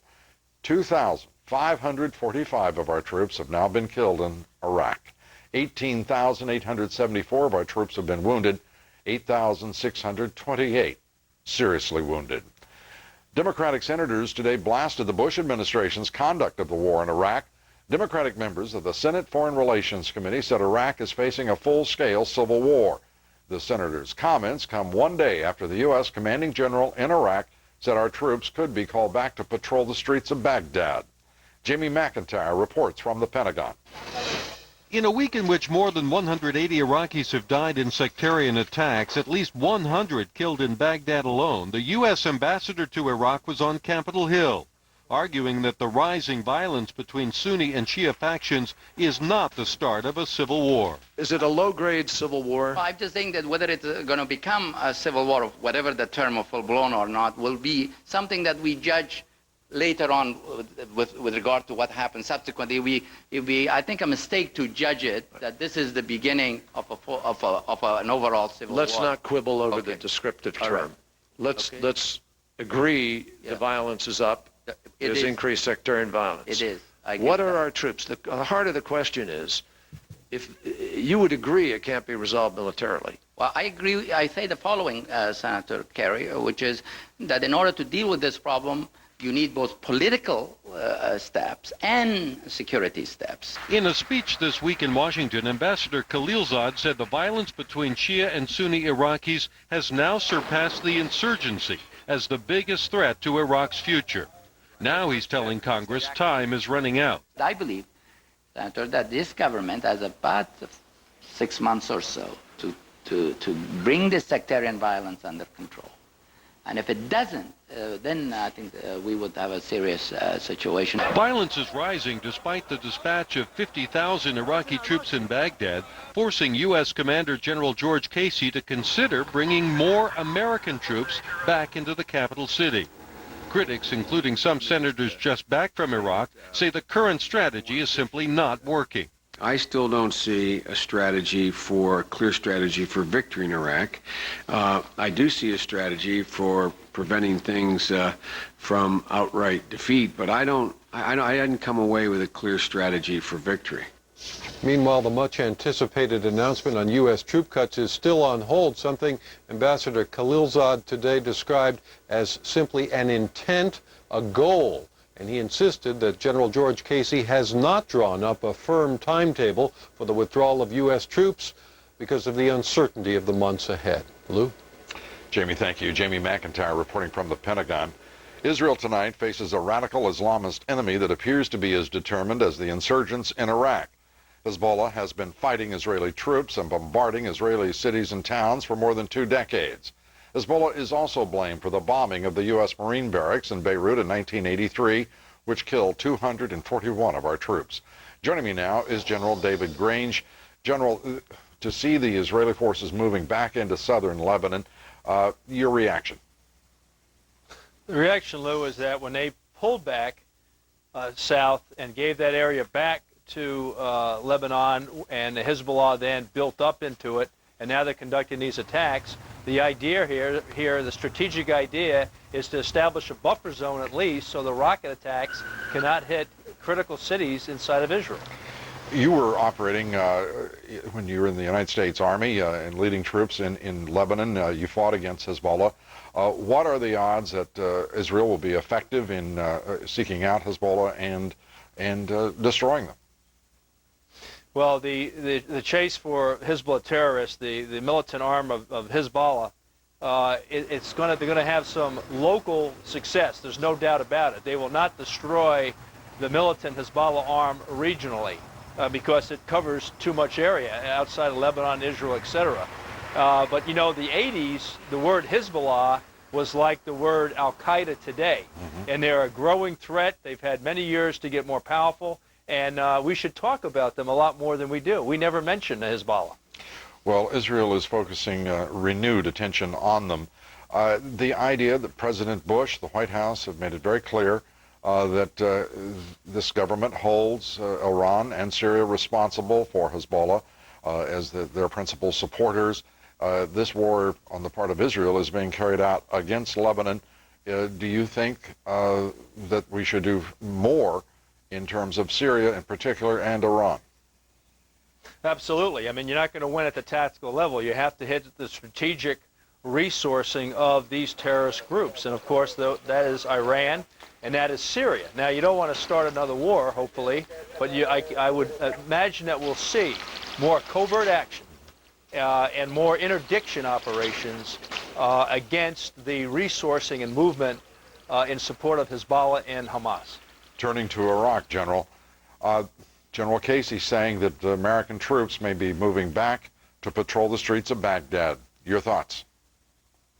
As it should be if the conditions warrant. And we've talked about this many times before. As you recall, the conditions are going to have an increase and a decrease, and it's going to go back and forth depending on the violence. And as discussed a few moments ago on the show, this issue about getting a handle on illegal armed groups, whether they be criminal or militia, is going to have to be taken on. And it's a tough set, just like the warlords in Afghanistan, because you're caught in the middle of it.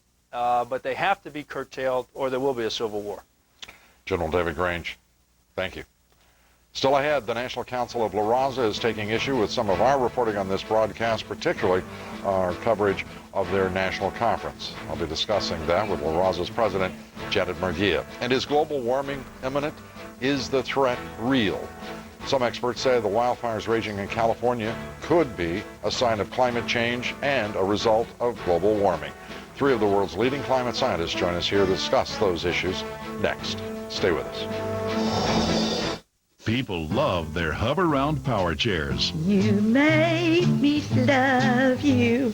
I didn't want to do it. I didn't want to do it. I get embarrassed when people say they love me after I show them how much fun it is to get their independence back. I love getting out of my house again, and boy, is it easy. You made me love you.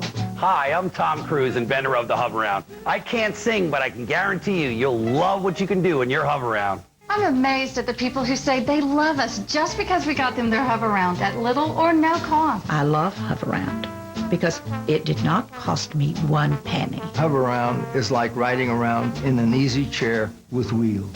You made me love you, and all the time you knew it.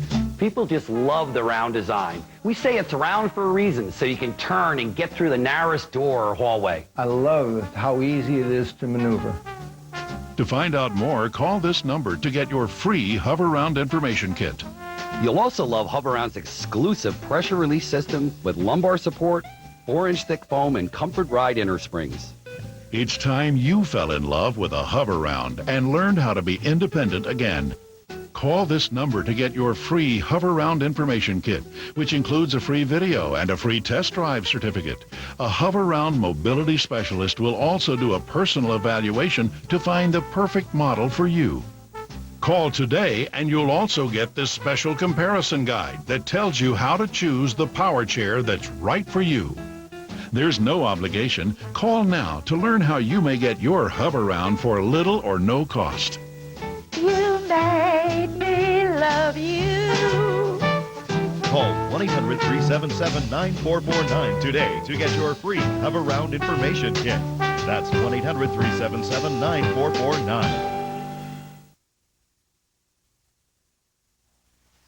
Illegal alien rights group, the National Council of La Raza, concluded its annual conference in Los Angeles this week. Many of the nation's most powerful political and business leaders spoke at the conference and pledged their support to La Raza's cause. Tonight, La Raza is taking issue with this broadcast reports on the conference, specifically this portion of our report Monday evening. The National Council of La Raza not only advocates amnesty, it helps illegal aliens avoid apprehension by immigration authorities.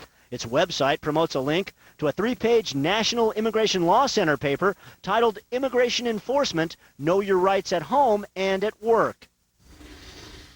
La Raza's president and CEO, Janet Murguia, joins us tonight from Los Angeles. Janet, good to see you. Were we wrong?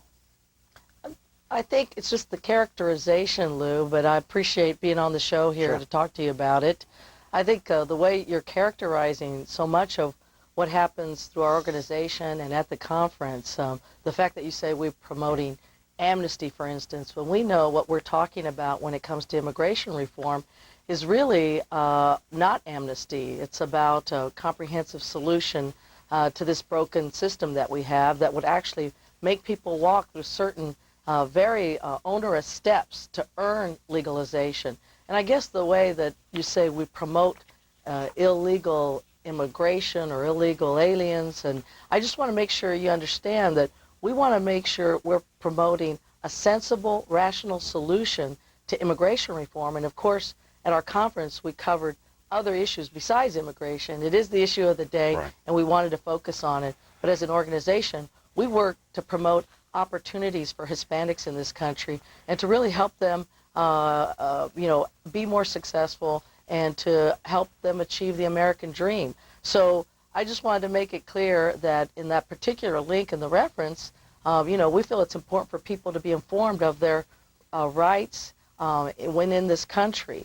And it's just important for that information to be put out there, and the way that it was characterized is what I took issue with. But we are committed at this organization to really promote opportunities for Hispanics in this country. And yes, we are a civil rights organization, so we will talk about those issues and do what we think is best in getting to those policy solutions we believe will advance the community. Right. And as we've documented on this broadcast many times over the years, Janet, you and I have a different view about what is the appropriate and best policy for this nation.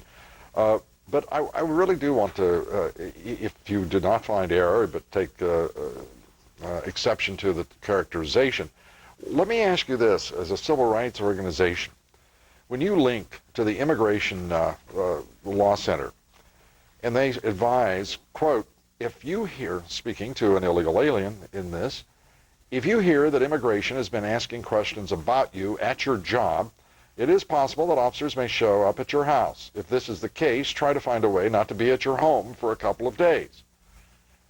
That sounds like you're telling someone to avoid law enforcement. No, it's just a matter of, obviously we tell everyone in our community to respect law enforcement, but it's also important to know that they have some individual rights when in this country. And that's consistent with what's in the Constitution and the 14th Amendment. And I don't think there's anything wrong with informing people of what their rights are. If you open your door, if the officer asks if he can come in and you say yes, you're probably consenting to his entering your home. The best thing to do is keep the door closed and ask the officer to identify himself, then ask to see a warrant. Do not open the door if he cannot show you a warrant. An officer is not allowed to force you to consent to entering the house. For example, if your house is surrounded by Border Patrol or immigration cars with their lights flashing and the officer is holding his gun as he asks for permission to enter home and you say yes because you're afraid, a court would probably not consider this to be a valid consent. That's really remarkable at a time. I understand the rights and lawful, but the suggestion that people should not respect the law. That's not what we're saying, Lou. Yeah. We're saying that is the law. and it's consistent with the 14th Amendment of our Constitution. Well, we are that's not an saying... interesting thing to say, because, and I'm not an attorney, and I will defer to you because I'm sure you're well advised on this, and obviously deal with the subject daily and thoroughly. But the idea that any citizen, well, in this case, you wouldn't be a citizen, but in the idea that anyone... But they could be citizens. They could be citizens. But this is clearly aimed at illegal aliens, and the idea... I guess what I'm saying to you, Janet, is why not just admit that we've got people breaking the law, and it's really time for it to end? Well, we need a solution, and that's why we're promoting comprehensive immigration reform, because we need to have a solution, but nobody else seems to be focusing on the fact that if we don't get a solution soon, you're going to have continual individual acts, you're going to have continual acts at the state and local government. We need a comprehensive solution so we can put an end to all of this. I've got to tell you what offends me far more, just between you and me, no one else, just you and me, Janet, was listening to the remarks of Karl Rove and former President Bill Clinton at your conference, pandering and suggesting, to me, the most outrageous tones, that this debate is framed in racism, and it was just, I think, embarrassing. Lou, particularly Karl Rove's comments. I mean, my gosh. Well, Lou, that's not what they were saying, and I know what they were saying. I'm telling you what they were saying from my interpretation.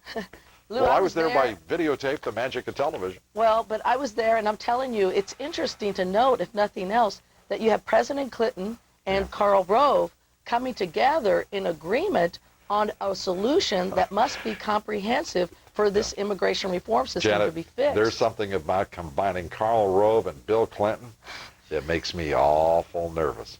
Well, it should give us hope that there can be people with differences of opinions who can come together on one solution. And we need to have a solution, and it needs to be comprehensive. And if you think that they're pandering, that's your opinion, Lou. But the fact of the matter is they understand how important the Hispanic community is and how important it is to communicate to the Hispanic community at this important time. And we maybe that's appreciate where I both go of them wrong, being because there. I don't know how important the Hispanic community is. I do know how important Hispanic American citizens are, and I don't frame folks in community terms. Well, maybe that's because I'm a troglodyte.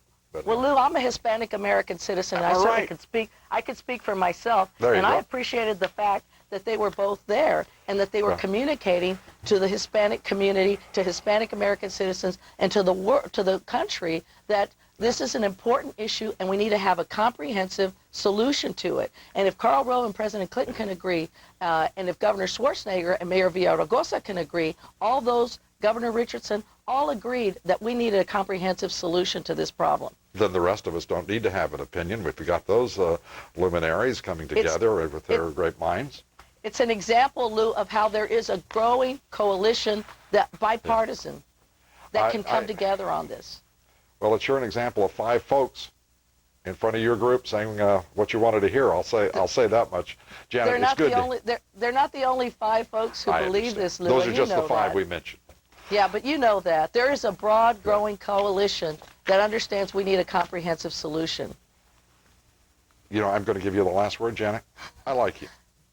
Janet Murguia, thanks for being here, the President, CEO of the National Council of La Raza. Lou, thank you very much. A reminder now to vote in our poll. The question is, which benefit do you believe illegal aliens should be eligible for? In-state tuition fees, free health care, Social Security, food stamps, all of the above, or none of the above? Cast your vote at LouDobbs.com. We'll have the results coming up in just a few moments. And as you just saw, Wolf Blitzer's coming right up at the top of the hour. The Situation Room. Wolf, tell us about it. Thanks very much, Lou. Our continuing coverage of the breaking news out of the Middle East, a major escalation of the violence. We have reporters in all the hot spots and interviews with the key players, including the Israeli and the Syrian ambassadors to the U.S., as well as the U.S. ambassador to Iraq, Zalmay Khalilzad. Plus, closer look at how the crisis could hit home. Oil prices are now at a record high, and that's likely to impact all of us. All of that, Lou, coming up right here in The Situation. Looking forward to it. Thank you, Wolf. Coming up next, more of your thoughts, including your concerns about the all-out war on our middle class and wildfires that continue to rage in California. Is global warming to blame? 3 of the world's leading climate scientists join me to discuss global warming and what we can and cannot do about it. Stay with us. Okay, let's do it. Stand by, Wolf. Stand by, everyone. Come to me. Here's my thing. You, the Cole. Straight to you, Wolf. Roll to gear one. Track, go. Dick says yes, and he says it fast. Dick says yes is the home of the guaranteed auto loan. Yes, you're approved. Choose your next car, truck, van, or SUV from 2,600 vehicles at Dick Hanna's Dick Says Yes, the original yes. The other yes.com sell off your information to 4 or 5 dealers, each running your credit report. Not good. Each run makes your credit score go down. Eliminate unnecessary credit checks and get guaranteed approval directly with our award-winning Dick Says Yes credit specialist who automatically shop over 50 lenders. There's 3 ways to do it. 1, log on to DickSaysYes.com. 2, call 866-YES-ONLY. Or 3, take exit 5 off I-5. See us in person. Your guaranteed auto loan and next car are right here at DickSaysYes.com. The original yes, #1 in customer satisfaction 2 years in a row. Dick Says Yes on I-5, exit 5, right next to Walmart on Highway 99 in Vancouver. Dick Says Yes, the original yes. Can you tell the difference between these pet medications? They're exactly the same, but these medications cost a lot less. I save the trip to the vet's office and call 1-800-PET-MEDS or order online, and my pet's medications are delivered right to my door. It's so easy. That's the 1-800-PET-MEDS difference. Great savings, fast service, free shipping. 1-800-PET-MEDS, America's largest pet pharmacy, saves you time and money on all your pet's medications. Order online or call now.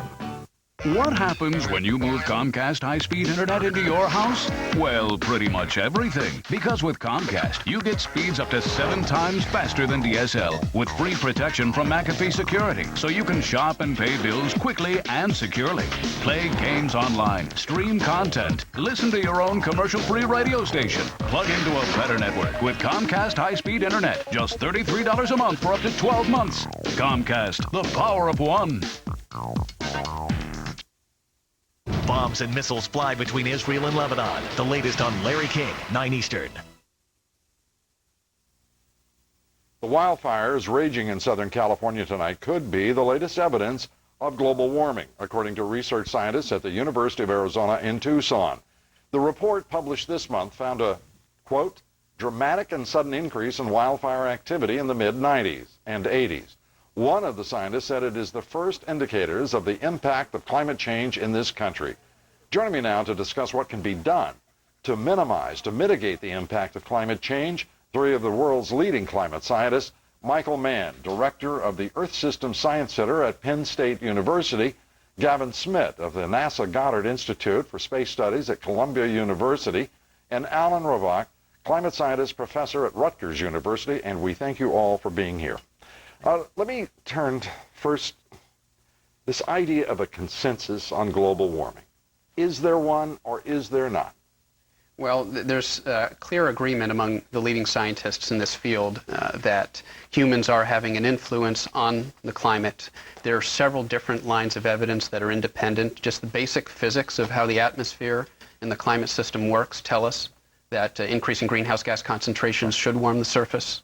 Well, if you all, as leading scientists, with your best science, the best minds working in the field, agree that there is global warming and that greenhouse gases, emissions are responsible for all or part of it, what can we do, Gavin, to deal with the issue? First of all, we have to understand the physical basis for those changes. So we need to understand the greenhouse gases, we need to understand the effects of ozone and black carbon. And then, once we've understood the question, we can come back and say, well, what are the behaviors that we have as a society that are creating these problems? And then what we need to do is stop doing those behaviors and transfer our skills to another kind of... to get on with the solution. Right, to get on with the solution. Alan, the U.S. Senate Committee on Environment and Public Works at staff put out a press release basically taking James Hansen to task, one of the noted climate scientists, your peers, to, in your case, more than a peer, and whom I've talked with and whom I've appreciated. They're taking to task for supporting Tom Brokaw's documentary on Discovery because he's got ties to to Al Gore to all sorts of radical, liberal, bad people. I mean, how do you react to that kind of thing? Jim Hansen has spent his life studying climate change, and he recognizes that humans are the strongest thing on the planet to cause climate now. We're stronger than natural variability, and he's sick of people not doing anything about it. He thinks it's time to just stop just studying it, although we do have to study it to deal with it. I'm with Jim, by the way. I mean, you guys have put your best efforts forward. You've come up with let's be honest, it's science. It could be there's something wrong with the conclusion. I've taken but a lot why of money. take the risk? That's right. I've taken a lot of money from the government to do my research. Let me make a note of that. If I discover a danger to society, what they want me to do is to tell them about it, not to keep quiet.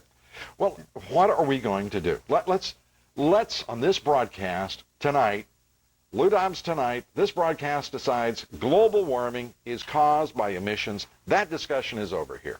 Let's talk about what we should do next. Well, you know, first we have to start. We have to stop the false debate that has been placed in the public discourse about the science. The science is agreed upon, and unfortunately, because it's an inconvenient conclusion. Mike, you're so used to dealing with this. I'm saying to you, we have moved beyond it. The false debate is over. We're going to focus on what pitiful little people on this planet can do to change the outcome. This is a hard problem because it has to deal with our basic source of energy, coal and oil. Right. But it's a simple problem because we know what to do about it. We can develop new sources of energy, and we have to develop a lot of little things. It's not just one solution. So we can use more solar power, more wind power, more biofuels, burn not just corn, but also switchgrass. I mean, President Bush mentioned switchgrass in his State of the Union. That's turning cellulose into fuel. There's a lot of different things that we can do, and if we do each of them separately, the total amount of emissions will go way down. Well, let me ask you this. Why in the world aren't our research institutions, some of our technology companies, why aren't our universities driving forward? This country, you used to be able to rely upon innovation from surprising quarters in all of those places. But we need leadership from the top. The current budget is cutting research in these things, in energy efficiency and other sources. And they're spending a lot of money, the so-called energy bill, giving it to the oil companies. Right. $12 billion worth of subsidies, $7 billion in royalties, while they're posting record profits. Well, you know, Lou, there are other simple things we can do. Our fuel efficiency. There's absolutely no reason that we have to be driving around in SUVs. Well, people might argue with that. I know that's a popular response, but people working out in the country, I mean, have got to have big vehicles, whether they're SUVs or whether they're some people need trucks. Right. We can make safe vehicles that are much more fuel efficient if we develop them. We know the technology to do that. This is a can-do country, Gavin. This is a country mobilized with good leadership that can do things. Now let me ask you this. Can we do enough to really turn the tide, if you will forgive the cliche, in climate change? There's going to be an element of climate change that's going to continue to happen anyway, because right now the planet is trying to catch up with what we've already done to it. So what we're talking about is we're not going to be able to stop climate change. We're just trying to prevent it from reaching those worst case scenarios where you really have serious problems with ice sheet melting and sea level rise. So it's your best judgment that this is reparable? The worst cases are avoidable. Okay. Reparable to going back to the way we were, we're that's out of probably impossible. time. I'm going to ask if you all could join us again here in the next week or two, and if we can start focusing on real solutions. That'd be great. Sure. What do you think? Sure. If you report, we are. Thank you. Good to have you with us. Still ahead here, we'll have the results of our poll tonight. More of your thoughts, including your rising disappointment with our elected officials. I can't imagine why. Stay with us.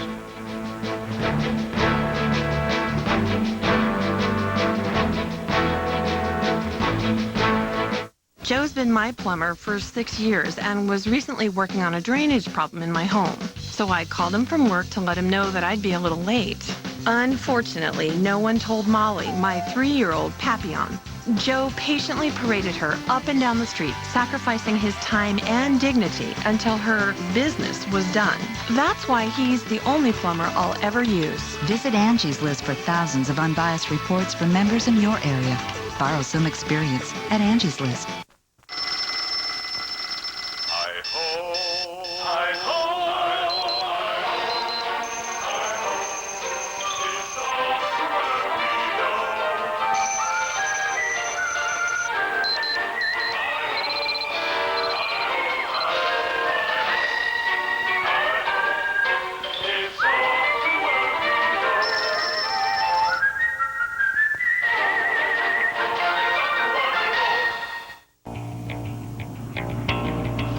You see a troubled steel business. At Franklin Templeton, we saw a chance to invest in a re-engineered steel company poised for a turnaround, building strong returns for our fund shareholders. Perspective like this has made Mutual Series a leader in value investing. Franklin Templeton Investments. Gain from our perspective. Ask your advisor for a prospectus with investment goals, risks, fees, expenses, and other information to read and consider carefully before investing. Closed captioning hours sponsored in part by Hitachi Performa LCD projector. With Hitachi's networkable 3 LCD projectors, you can run a presentation from here and present it here, here, and here. Only with Hitachi. The results of our poll tonight. 96% of you say illegal aliens should not be eligible for any of these listed benefits. Remarkable outcome. Taking a look now at more of your thoughts. Bernadette in Connecticut. Lou, war on drugs, war on terror, war in Afghanistan, war in Iraq. Unfortunately, the only war this administration is winning is the war on the middle class. John in New Jersey. Hey, Lou, the only thing sinking lower than my confidence in our elected officials are my wages. And Sharon in Nevada, I have complete confidence in my elected officials. I believe they will do the best for them and their bottom line while selling me and our country out to the highest bidder. Patrick in Pennsylvania. Lou, if Kim Jong-il were on the Pennsylvania ticket for Senate and was going to secure the border, he would have my vote. Joe in California.